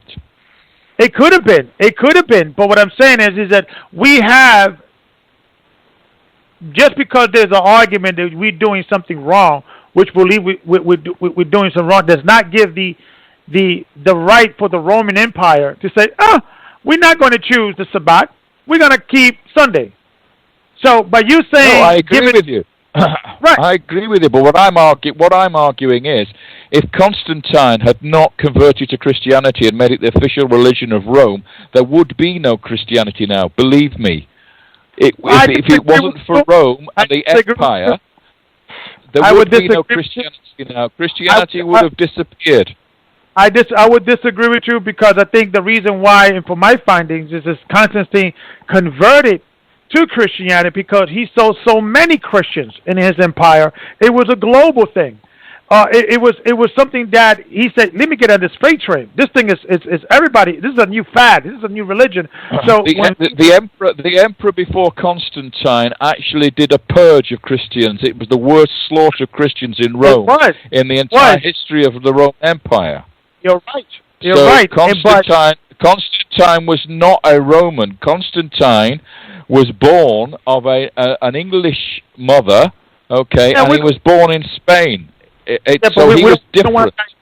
We don't want to digress on the point. What I'm saying is that I don't believe that if Constantine would have, the Roman Empire would have converted, that the Christian religion would have been, it probably would have moved elsewhere. It probably would not have flourished in Europe. It probably would have flourished in Africa or in the Middle East and things that, and more important, we don't really know what would have happened if Constantine would have not had, converted. But the Christian religion was life and well. Christians was proud to get beheaded for the name of Christ right before Constantine, and they lived in the catacombs, they lived in Africa, they lived in the Middle East, and they were there proudly continuing the gospel that was taught by the apostles. So to say that Constantine saved so we should be thankful for. I think Constantine was the worst thing that could have happened to Christians. I think. Well, I don't agree with you. I don't agree with you. It's like now America is the great civilization on the planet today, and America gives the rest of the world Coca-Cola culture. It gives them McDonald's. It gives them Walmart. It gives them all these things which are given by the empire. If the empire had not adopted McDonald's, there would be no McDonald's all around the world. The fact is that the Roman Empire was the reason why the reason why Christianity expanded in the way it did exponentially was because it became the official religion of the whole Roman Empire, which is the biggest empire in the world in the time. There was nothing bigger at the time or before it. So there was no civilization bigger than that. If Constantine had not converted to Christianity, it's very doubtful whether Christianity would have survived. Well, we could agree to disagree, but because Jesus Christ told Peter that, on this statement that Peter said that I will establish, this doctrine, this church, and Satan would not prevail. So it would have mattered whether Constantine, or not existed. It would have, and I'm coming up I'm coming across as a believer that it wouldn't have mattered whether Constantine would have survived, would existed or not. The truth would have still been there because Christ established it. But that's theologian belief, and we don't want to go there. That's theology. But what I'm trying to convey it, regardless whether there's an argument for that or the expansion of Christianity, it was a corrupt Christianity. Would that be a fair assessment? I agree with you. I agree with you totally. Religion has corrupted the faith of Christianity, no doubt about that. And if Paul hadn't said to Peter, "Look, I'm going to convert people who are not circumcised," then it would never have reached the rest of the world, and Peter would have still been sat in Jerusalem, going nowhere, because Peter was scared of he always ran away. Peter was the one that thrice denied Christ on the cross. He was the one that tried to run away in Rome and was called back by Jesus to his martyrdom. He was the coward. Paul was the one that pushed the faith.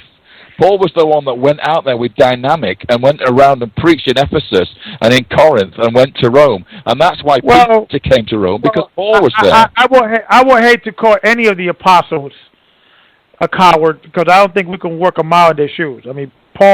Peter. I think what they were men, and they did, those 12 guys, what they did was really change the world as we know it. So I would hate to, because, like I said, what these guys went through and all the martyrdom that they went through, and, there's legend that, Peter got crucified upside down because he didn't feel worthy to be crucified as Christ. These guys, yes. I think, so coward, that would be a strong word to describe. Well, no, but you accept the fact that the narrative is that Peter fled Rome for fear of his life, and Jesus appeared to him and said, "Be brave, Peter, go back and be a martyr." It was because he had the vision of Christ that he returned. Otherwise, he would have fled. Well, okay, so he was very much a human being. He was frightened of losing his life. He 3 times, as you know, denied Christ before the cock crows on the night of the crucifixion. He was a human being, and that's one of the things that comes across in the Gospels. Whereas Paul was a dynamic person. Paul was a very different person, different personality. Well, let me add to that. From my studies in regards of Paul dying in Rome, this is my theory, and you could maybe come back another time. We could maybe discuss this. That the Roman Catholic Church needed to prove apostolic succession. So a lot of these stories with Peter dying in Rome. There's evidence, like I said, there's probably not time not to discuss this, but there's evidence that was fabricated by Rome to kind of place Rome away from Jerusalem, because remember, in the Bible says that it was commissioned to Peter to go to the circumcision and to Paul to go to the uncircumcision. So and there's some writing that I have come across through that placed Peter being not dying in Rome. That story was fabricated to because they knew that then, since Jesus Christ told Peter, on this, when Peter said, "You are the Messiah, you are the Christ, the living, Son of the living God," and Christ says that on this saying I will establish my rock. So they say, okay, we have to adopt Paul to be one of us. Peter, to be one of us. A lot of these stories of Peter dying in Rome, from my finding, there's some fabrication by the Romans. Okay, so what you do about the grave of Peter under the high altar in the Vatican, where you have the early church, where you have the grave of Peter, and you have the bones of Peter wrapped up in a purple cloth with gold thread, and with the writing on the wall saying "Peter lies here," and that is from the second century A.D. I will want you to look up this guy by the name of Dr. Bob Till. Yeah. He will have something to say about that. There was a political agenda to promote the popes of Rome as the apostolic succession, and there was a lot of agenda in regards of that. So, like I said, we've seen a lot of time, so we could maybe discuss that in another time in regards of that history. There is a lot of stuff that went on to give the impression that the apostolic continue from, in Rome, from Peter into the popes today. But really, the last apostolic were Polycarp, Ignatius, Polycrete. That the last ones were, from John the Revelator. But that's a whole different, discussion. We could, but I guess because we're winding down the last 45 minutes.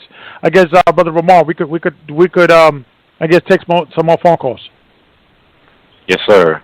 And it would be great, Dr. Rohl. We have a Bible Academy. It'd be great, we bring you in sometime and we could share some information in our research the same way, you share your research and study with us. Sure. I'd love coming to the States. It's actually online, so you could, online, comfort of your home. Yeah, online academy. All right, I see. All right, not in the physical presence then. And Doctor, we want to connect you to Dr. Bob Till. I think you'll be interested. He has a PhD in early church history, and then he kind of we had him last week. You could maybe listen to that show as well. We could maybe email you that show as well. And Brother Ramar, I guess we could take the next caller. Yeah, we have Elder Rawchaa, I believe, calling from Jamaica. Let's bring him in. He wanted to chime in on the discussion. Rawchaa, you there? Shalom, elders. How you doing? How are we doing, Brother Rawchaa? Can you all hear me clearly? Loud and clear. Yeah, clear. Fine. Well, I'm sorry, I missed the name of the guest. David Rohl. David Rohl. Rohl is the surname. David Rohl. Okay. Sorry, go ahead. Okay, I'm going to say Google me. You'll find plenty of websites. Believe me. Okay. Well, I came in towards the end of the show, going into the overtime, and I heard the discussion about how we know on the Sabbath day. All right, how do we know that the Friday sundown to the Saturday sundown is actually the 7th day of the week? Right. Now, there's a phenomenon that goes on twice a year when you follow the Enochian calendar, right? Which is the change of season from summer, and the change of season going into autumn, winter, right? And what happens is that the days become equal part day and equal part night, and it comes on the last day of the week, so to speak.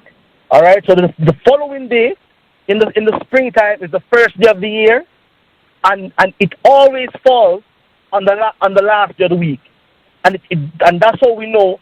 That's how we can confirm that the Friday sundown to Saturday sundown is the 7th day of the week, and you should go and check it out, and you'll see it. I just got a conversation right there. Let me ask you a question.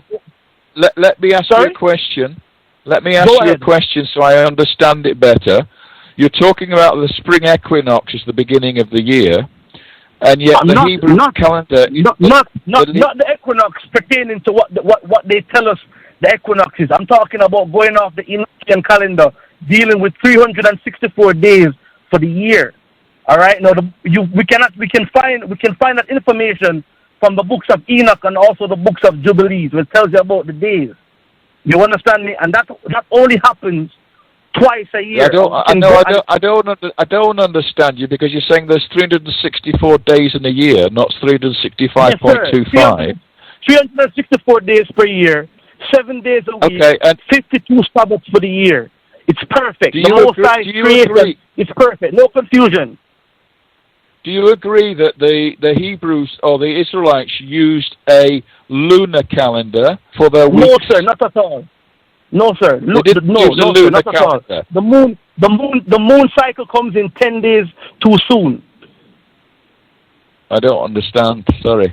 Well, let me come in, guys. Let me come in, guys, and I'd like to explain. Okay, so what the Brother Rawchaa was trying to say is that from our research, what we believe is that the lunar calendar, which has been followed, which most Jewish community or anybody that keeps the Hebrew culture, the Passover, keeps a solar lunar cycle. And actually, if you look into the history of the Jewish calendar, and is evolved, and at one point there were, you had the Babylonian calendar, you have the Jerusalem calendar, and you have other calendars that they did not always agree with. We believe that the right calendar is the Enoch calendar, which consists of 364 days of the year. I know your argument. You said, my understanding is 365 days in a year. What we are looking at in a quarter, right? But when you do the calculation dealing with Jerusalem, is that because in the book of Jubilee it talks about that the Jerusalem is the navel of the earth.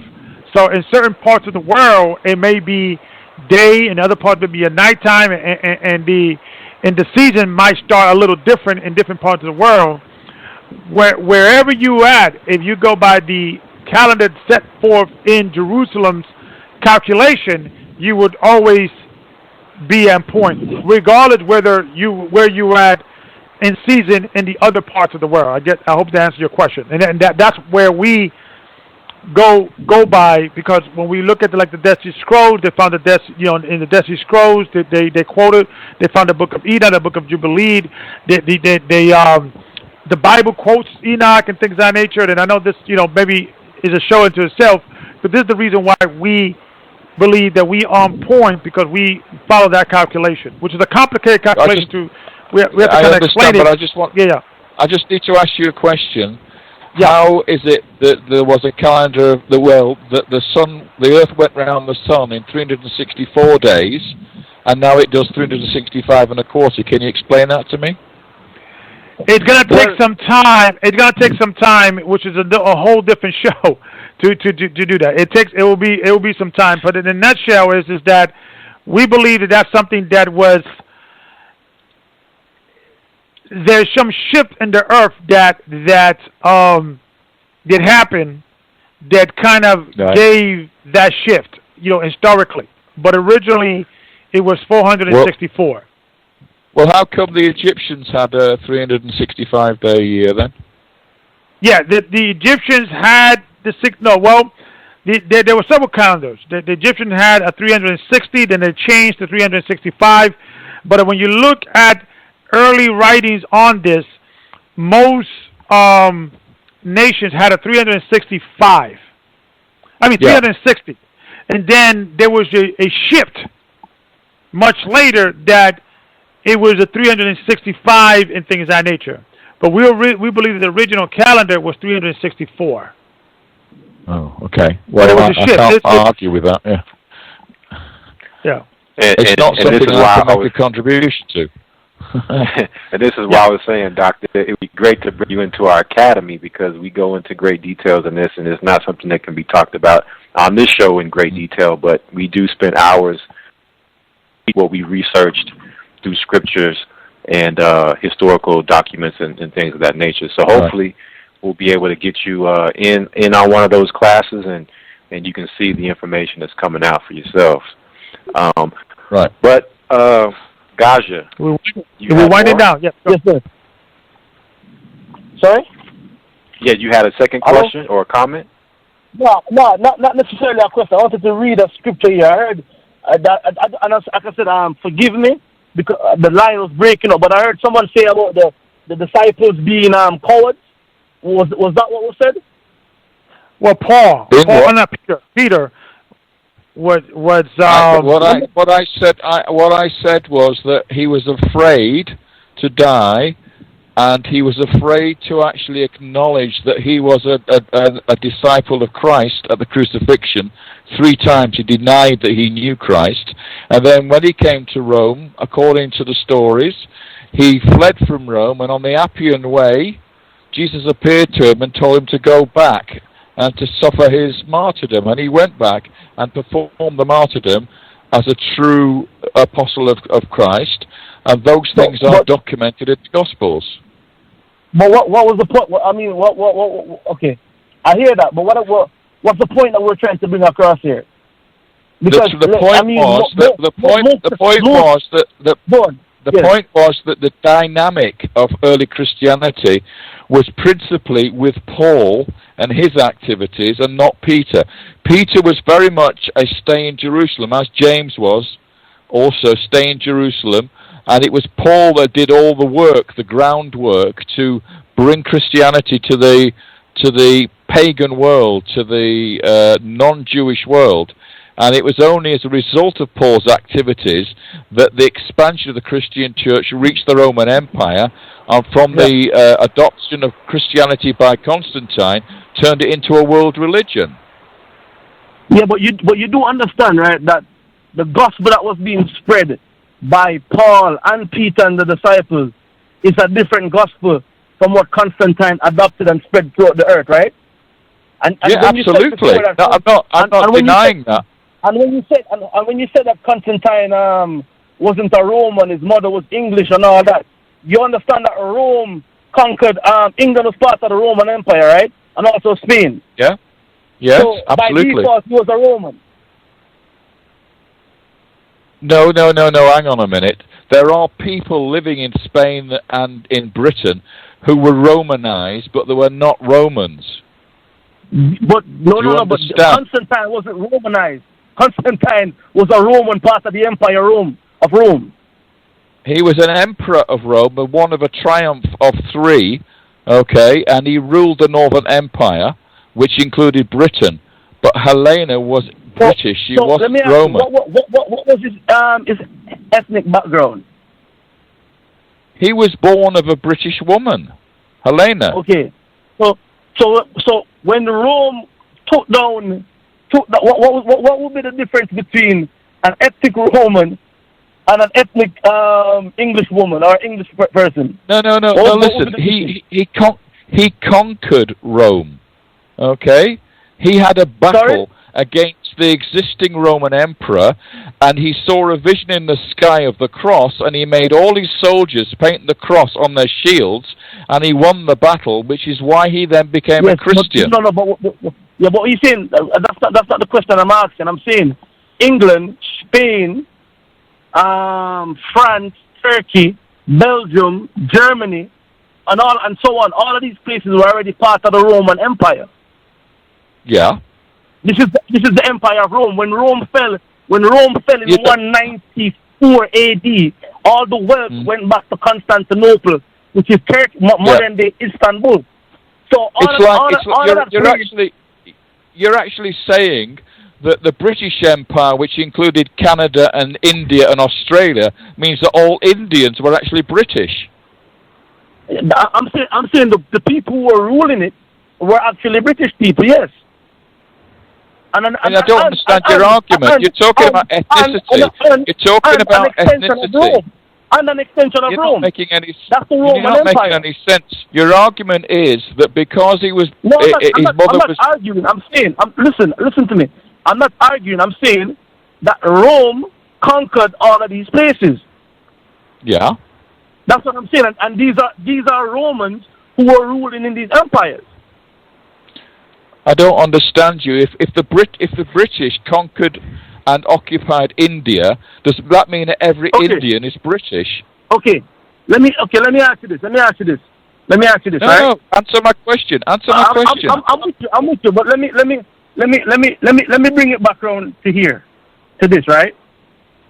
We can look at an Indian and tell who an Indian is. Okay? We can actually look at the Indian and go, he's Indian, he's not European, or he isn't a Roman.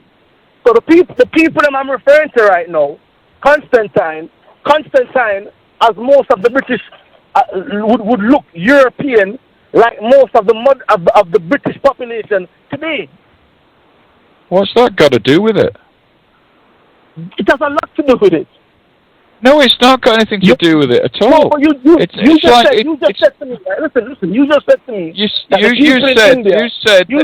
people in India would have become British. That wasn't my argument. I'm saying that Constantine was a Roman. He was a Roman Empire. A Roman emperor. Excuse me. from the Roman Empire. It wasn't somebody who came in, it wasn't an Indian who got colonized by Rome and became an emperor there. That never happened.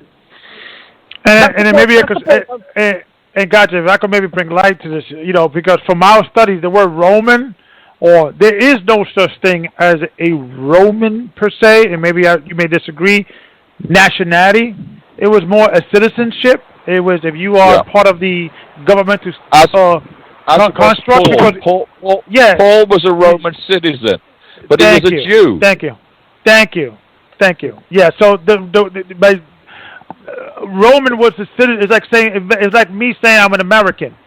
It's a citizen. Yeah. It doesn't really denote my racial background. So what I'm trying, I think what Gaja was trying to say, because you mentioned that the Constantine, was not a Roman. Well, he was a Roman emperor, regardless whether his racial background comes from. That is insignificant because he represented the Roman construct. Of course, the Roman construct was made up of most racial because, when you go into most movies, you see most of these Roman soldiers, Italians and things of that nature. But if you look at the history, most of the Roman soldiers were non-Romans, or there were a lot of them were Africans, a lot of them were Middle Eastern. There were people from all racial background, but they were Roman soldiers. Yeah. Morris was the captain of a black African Roman legion. Exactly. St. Morris. Absolutely. Yeah, exactly. So, but that's why I don't understand the argument going on here. I don't get it at all. I don't know what you're saying. Because you said that he was not a Roman. He was, a British. Well, that's a secular, argument because Roman I didn't say that. I said his mother was British. I don't really understand where this is going. I think. Well, let's continue to the next question. I think I guess we're looking at the same thing differently. I guess but we're coming down to the next hour. Brother Ramar, you want to take the next call, or we're done with the calls? Yeah, we still have callers here. So all right, so let's do this. Let's take 2 more phone calls, and let's take let's make sure we all be respectful. We all make sure we all stay within the topic. So, Brother Ramon. All right, so let's go to the 757 area code. 757. Shalom, you're on the air. Hello? Yes, hello, hi. How you doing, Brother Gaza? How you doing, brother? My name is Leah Call. I'm calling from Hampton, Virginia. I got a question for the guest. Do you believe in prophecy? That's a yes or no answer. That's a very interesting question. I've yet to see a prophecy predicted and then coming true, and not a prophecy which evidence comes after the event. In other words, I think the prophecies in the Bible that we see, many of them could have been written post-event, and I think the prophecies that are in the Bible about end times are still to be proven to come true yet. So I think it's very difficult. When I hear about people predicting about the Twin Towers being blown up and destroyed. I'm not talking about that prophecy. I'm talking about I know you're not, but you're talking about prophecy in general.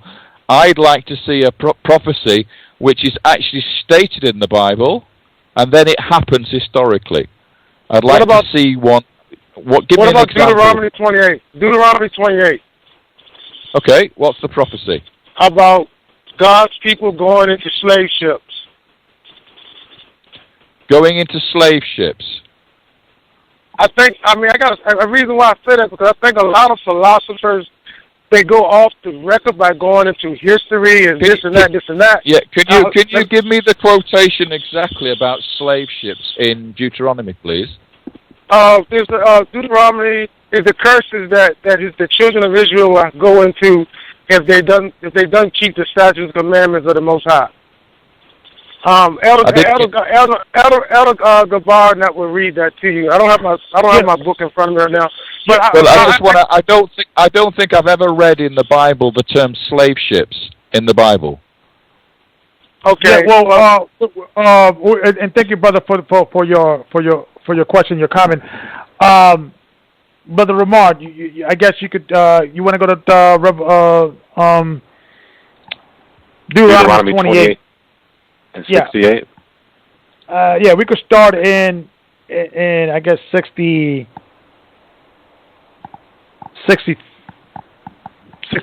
63 maybe, to kind of set the stage, or maybe 65. Let's start there. We don't want to become. All right. We don't want to. Yeah. Which translation are you working to? King James. Which? Okay, King James. Okay. Right. All right. So we're at Deuteronomy 28:65. And among these nations shalt thou find no ease, neither shall the sole of thy foot have rest. But the Lord shall give thee there a trembling heart, and failing of eyes, and sorrow of mind. And thy life shall hang in doubt before thee, and thou shalt fear day and night, and shalt have none assurance of thy life.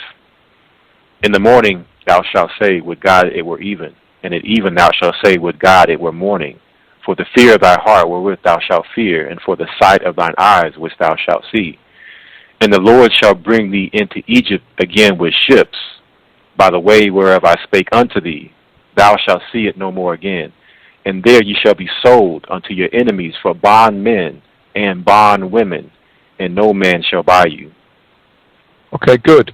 So we're going to Egypt, yeah, in ships. So what is the reference here that we see as the prophecy coming true? Well, what the brother it was trying to convey, and if you go into the entire, because really Deuteronomy 28, you really got to start around the verse 15 and read the entire thing. Because it goes. What is the equivalent of the prophecy then coming true? What fulfillment of prophecy? What is it? What historical event is it? What we are saying is that the children of Israel was prophesied. That's why I wanted to kind of start right before it. That they will be so into slavery, and they will serve other gods or be forced to serve other gods. And what the brother was trying to convey is in Egypt. Yes. So but when you go into, and in Ramar, maybe you could start a little before when it talks about that you will be so into slavery to every nation. I think it's 63 or 62. 64. 64, maybe 64, yeah. And the Lord shall scatter thee among all people from from one end of the earth even unto the other. And there thou shalt serve other gods, which neither thou nor thy fathers have known, even wood and stone. Mm-hmm. Right. So when you go into the entire narration or the prophecy of the children of Israel, is that they're going to lose. When you start at verse 15, because there's a lot more curses. That we're going to be cursed be our stores, cursed be our children, cursed be our wives, cursed be, everything that we do in things of that nature. And then what many people of color in America, we have looked at these prophecies that the only people that could fit these prophecy globally, and like I said, we're looking at different groups throughout the world, but one of the people that clearly is on top of that list is people of color, in particular those that came in cargo slave ships from the Atlantic slave trade. Okay. But America is not Egypt, number one. Number two, what about the dispersion of the tribes with the Assyrian conquest of the northern kingdom? And what about the enslavement of the Judeans in Babylon? And the dispersion of the nations? Why isn't that part of that prediction? Yes. Well, when you go into the New Testament, Jesus Christ said, and I think in Luke 19, and Luke 21. That matter of fact, Ramar, if you got it, you could read it. That he told the disciples that when you see Jerusalem compressed with armies, flee into the wilderness, because all the prophecies that was written must be fulfilled. And things of that nature, and you will be so into slavery into into every nation, and things of that nature. And that particular quote is a direct quote of Deuteronomy, that you will be so into slavery. When you go into the precept, that proving that until that time, because I understand your argument that this could have happened during the time of Babylon, that those things are in fact were not necessarily one event. It was like a mechanism that if you do this, this will happen, and if you do that, that will happen.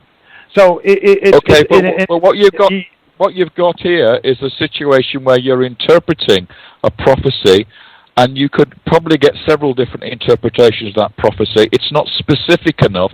The question the gentleman asked was, what's your view on prophecy? My response was, it would need to be a specific prediction that's come true historically, which can verify that prophecy actually came true. And all I'm saying is I've not seen any examples of that. Hello, Gabar. Can I come in real quick? Yes. I'm sorry, man. I'm just driving here, so please forgive me. All right. Elder Rawchaa, can you go to Luke 21:20, please? 21:20. Yeah, Luke 21:20. Yeah, and when you shall see, and when you shall see Jerusalem compassed with armies, then know that the desolation thereof is nigh. So Christ is giving them a warning, so that when they see Jerusalem compassed with armies, know that the desolation is near. Okay, read. Okay, then let them what is that? What is that historical event? I'm gonna show you when this actually happened in history. Go on, brother. Verse 21. Open up that one, please. My book back. Yeah, Luke 21:21. Then let them. I'm gonna give you a reference as well, doctor, that you can actually go pass back my book back to me, please. Yeah, the book back. Yeah.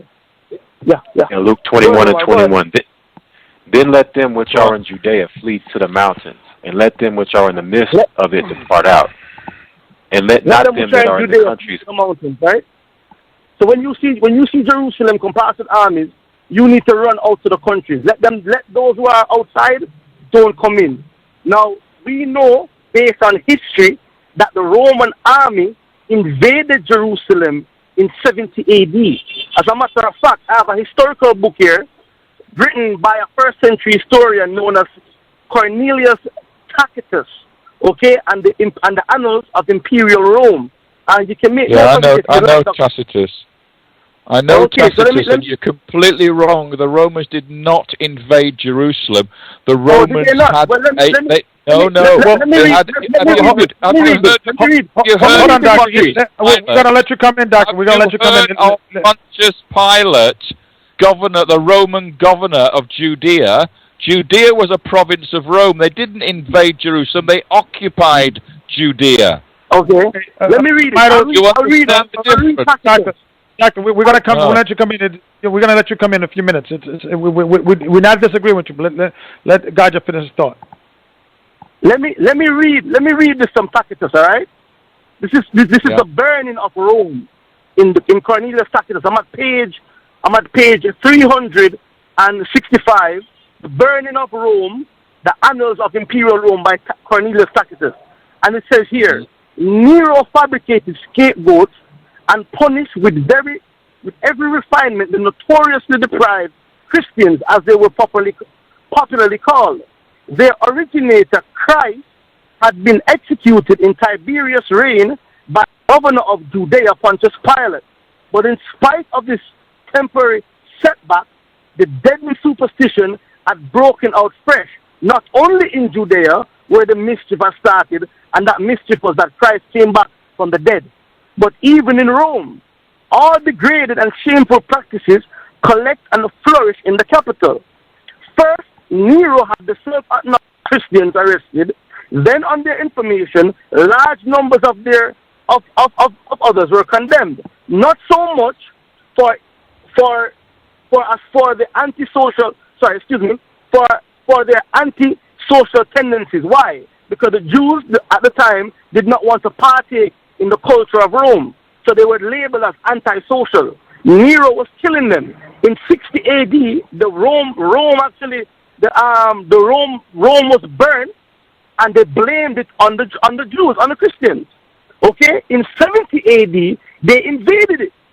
Okay, they came there with a military occupation, and Christ told them that when Elder Rawchaa, read verse 20 again for me, please. Exodus, Luke 21:20. Luke 21 verse 20. And when ye shall see Jerusalem compassed with armies, then know that the desolation thereof is nigh. would pass with armies. That's a prophecy. Can I get a word in edgeways here?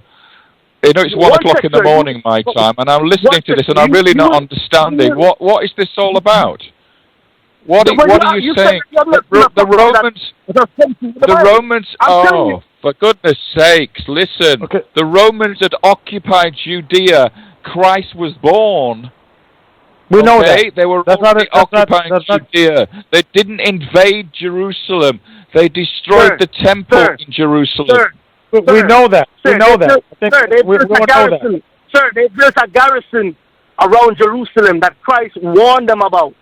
They had nothing going in, and they had nothing coming out. Why did you read Tacitus about the burning of Rome? What was that to do with anything? Because that links directly to what Christ told the disciples in a prophecy, and not only that.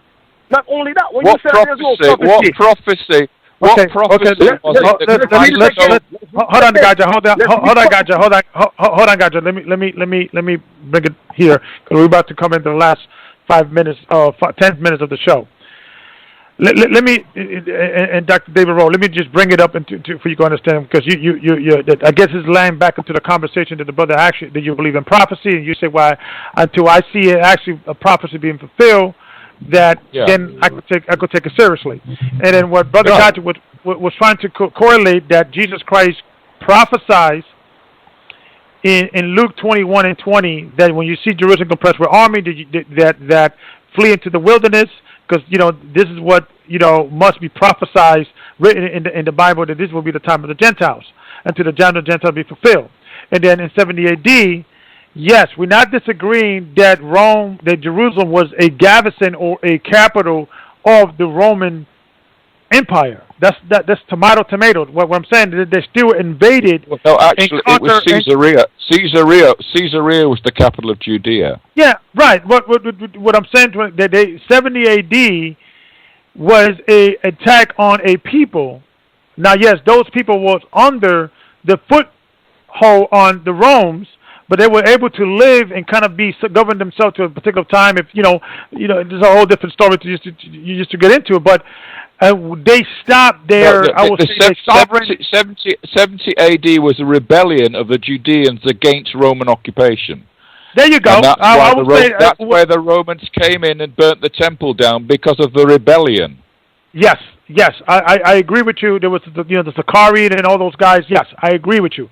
But what we're trying to convey here, which is being lost, is that was prophesied by Christ in the Bible. Now, you may believe that this scripture, and Brother Rawchaa, can you read the scripture? We could, in its totality, for the audience to know what the heck we're talking about. Starting back at Luke 21:20. You can just continue where you left off. All right. Verse 22, for these be the days of vengeance, that all things which are written may be fulfilled. But woe unto them that are with child, and to them that give suck in those days, for there shall be great distress in the land, and wrath upon this people. Verse 24, and they shall fall by the edge of the sword, and shall be led away captive into all nations, and Jerusalem shall be trodden down of the Gentiles, until the times of the Gentiles be fulfilled. And real quick, you can even go into the Flavius Josephus in the War of the Jews and the Antiquities of the Jews, and it talks about this happening in 70 AD. So that's what we're trying to convey. Whether there was any, we don't want to get dissect, but the guy that was trying to convey that this is something that Christ prophesied, and it came true, and it could be validated by historical data. If you get what we say. Yeah. I understand that, but what I'm saying to you is that prophecy, like Nostradamus or any other one, Malachi, whatever prophecy you want to do, the trouble is they're couched in such terminology they're not specific enough to be able to say this is fulfillment of prophecy. Because you could interpret that as many different attacks upon Jerusalem. You could even argue it's retrospective back to the Babylonian exile. There are many ways to interpret prophecy. The danger of prophecy is it's not specific enough. Christ came after Babylon. You couldn't argue that. That's crazy. Of course he did. Of course he came afterwards. And what happened? How can you say that what Christ is saying here is referring to the Babylonian exile? Because the way that prophecies work is they often use past historical events and replicate them for the future. That's what prophecy does. That's what existency does. That's what omen prophecy does. You have not seen any prophecy made and come true. I'm going to bed. I've had enough of this now. I've had enough. Okay, hold on, gotcha. Okay, hold on, gotcha. So, okay, actually, this is a passionate discussion. So let's go to the next subject, and the next subject will be, I guess, thank you, Mr. David Rohl, for coming along and sharing his information. Can you please, Mr. David Rohl, give us your where can people reach you? Any books that you have written on this subject? Any website that people could read your work? And I guess we could end it there. Okay, well, I mean, basically, if you've not seen the Patterns of Evidence movie, you should go and see that without a shadow of a doubt, because it's very important. And if you can get it from the DVDs, there's various editions of it that are sold by the Patterns of Evidence team up in Minnesota. So you go to their website, and on their website is my latest book, which is called Exodus, Myth or History, which you can get from them in the States. If you want to buy it in Europe, you go to amazon.co.uk, or you can buy it from amazon.com in America. So Patterns of Evidence, their web store is where you get most of the stuff, including a series of lectures that were videoed of me giving talks in the States. So there's lots of material to get there. Or you can go on Amazon and look at the other 6 or 7 books that I've written, and maybe you can find a paperback or a second-hand copy of those. So there's lots of reading material, to be honest. So it's up to people if they want to delve in. Yeah, I got some of your books. I'm gonna get. I got the Pattern of Evidence DVD. I got the Pattern of Evidence book. So I'm a big fan of your work, and I know these things get a bit heated, but passion does drive, change. So I appreciate you coming along and inspiring change and being part of that movement of change. So thank you for coming to the show. Okay, my pleasure. Thank you. All right, so there you have it, Mr. David Rohl, one of the historians that Tim Mahoney used on the Pattern of Evidence. If you have not seen the Pattern of Evidence, I recommend you do get it, because it's a good arsenal.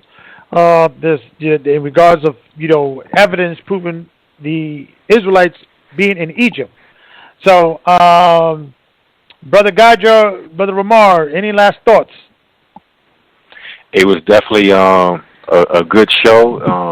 The dialogue back and forth about the history was definitely good. He did pose some, alternative perspectives according to as far as where the actual wilderness is. So, I'd like to see more information on that. So, at the end of the day, it's all about the truth. It's not about who's right or who's wrong. We just want to, follow the truth. So I look forward to the new upcoming documentaries that they're going to put out. Amen. So, Brother Gaja, how's Jamaica? It's good, Elder, man. It's just hot. I never thought I'd be here complaining about the heat with me, but it's on another level down here. But I think it's all the spiritual wickedness going on around the place, why the place is, flaming up. But other than that, it's all good, man. And I came into the show late. I just realized who the guest was. I actually have his book in my house, I've been reading that book on the pattern of evidence, It's funny. Yeah. But maybe you should have opened. Maybe you should have opened with that, guy, before you went in. I said maybe you should have opened before you went in. I got your book. Yeah, I should have. But I actually have the book. I remember telling Azariah that we needed to get him on the show. You with me? Discussing some of the stuff that's in that book. You with me? But this is what what we're gonna have to start doing, and I have to make a mental note of it, right? We're gonna have to leave the historians of history, and the people gonna have to realize their lane. If you're a historian, you just stick to what you know. Don't come into the Bible. The Bible isn't yours. You understand me? You're not an expert on it.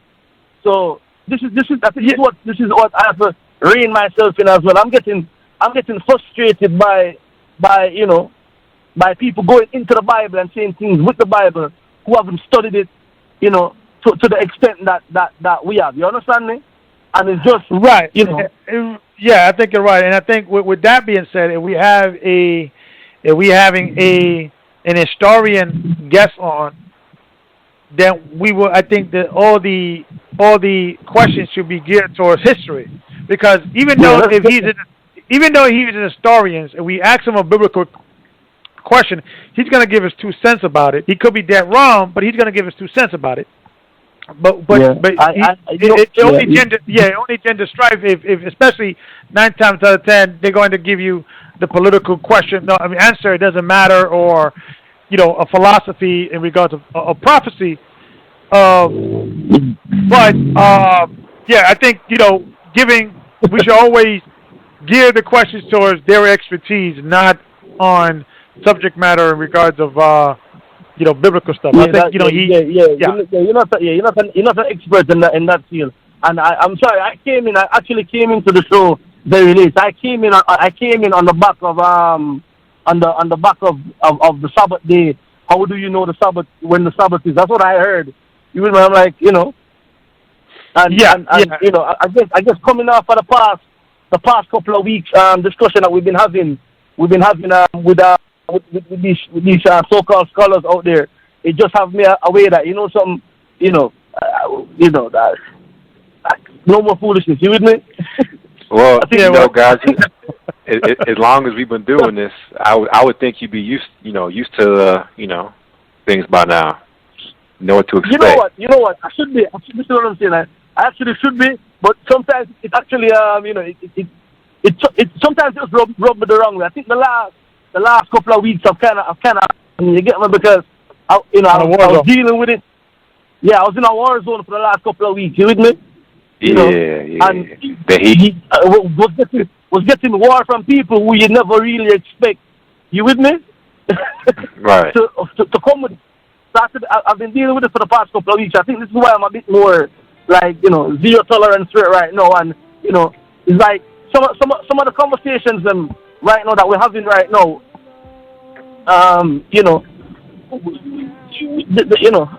There's some of the things. There's some of the things going on right now in terms of prophecy, and in terms of what we see. Like I'm here and the news down here.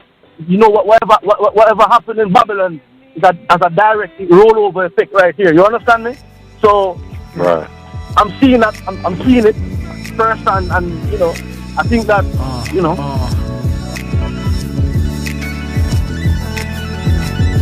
know what time it is. The hour of prayer.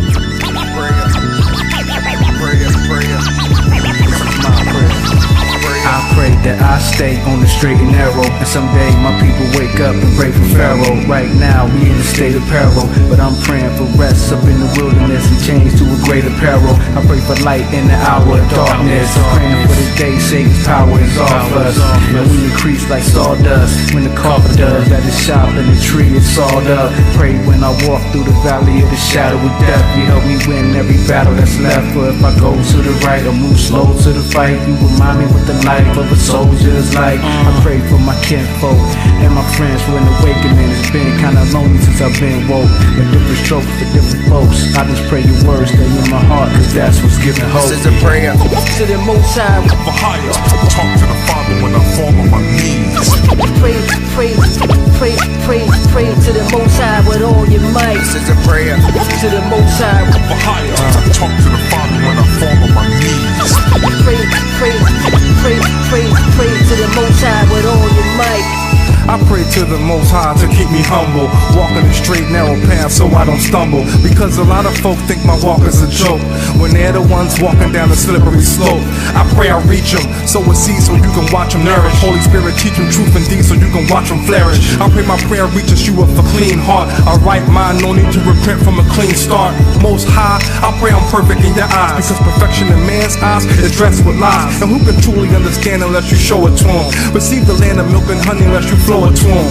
So I pray that you continue to give me understanding from your word, and let your truth fly like a bird and spread its wings to the four corners, to prepare our spirits to be transformed like transformers. This is a prayer to the Most High, for higher. Talk to the Father when I fall on my knees. Pray, pray, pray, pray, pray to the Most High with all your might. This is a prayer to the Most High, for higher. Talk to the Father when I fall on my knees. Pray, pray, pray, pray, pray to the Most High with all your might. Yo, Ken, I know a lot of cats that pray every day. They ask material things like that's okay. Lawlessness don't bring flawlessness, so I manage praying and thanking God for their pork chop sandwich. Yeah, but they ain't gon' get nothing for disobedience. Praying for the kingdom, but they don't know what the meaning is. They think it's already here, but Christ is bringing it. Hype for eternal life, but only the righteous seeing it. Proverbs 28 and 9, they don't believe in it. Wasted time and ashy knees is all they leaving with. And an emotional high with no answer. Don't they know why? Why their prayers reach the sky on high and explode like the 4th of July? Mad cause they couldn't get what they wanted to buy. So if they really want to receive material gain, fall on their knees and pray to Satan in Jesus' name. Calling on the false God with no truth. Pray that the Most High would find it in his heart to give you grace, grace, grace, grace, grace, grace, grace. Call his name for higher. Call his name for higher. Call his name. Messiah, the son of Ahia. This is a prayer to the Most High, for higher. Talk to the Father when I fall on my knees. Pray, pray, pray, pray, pray to the Most High with all your might. This is a prayer to the Most High, for higher. Talk to the Father when I fall on my knees. Pray, pray, pray, pray, pray to the Most High with all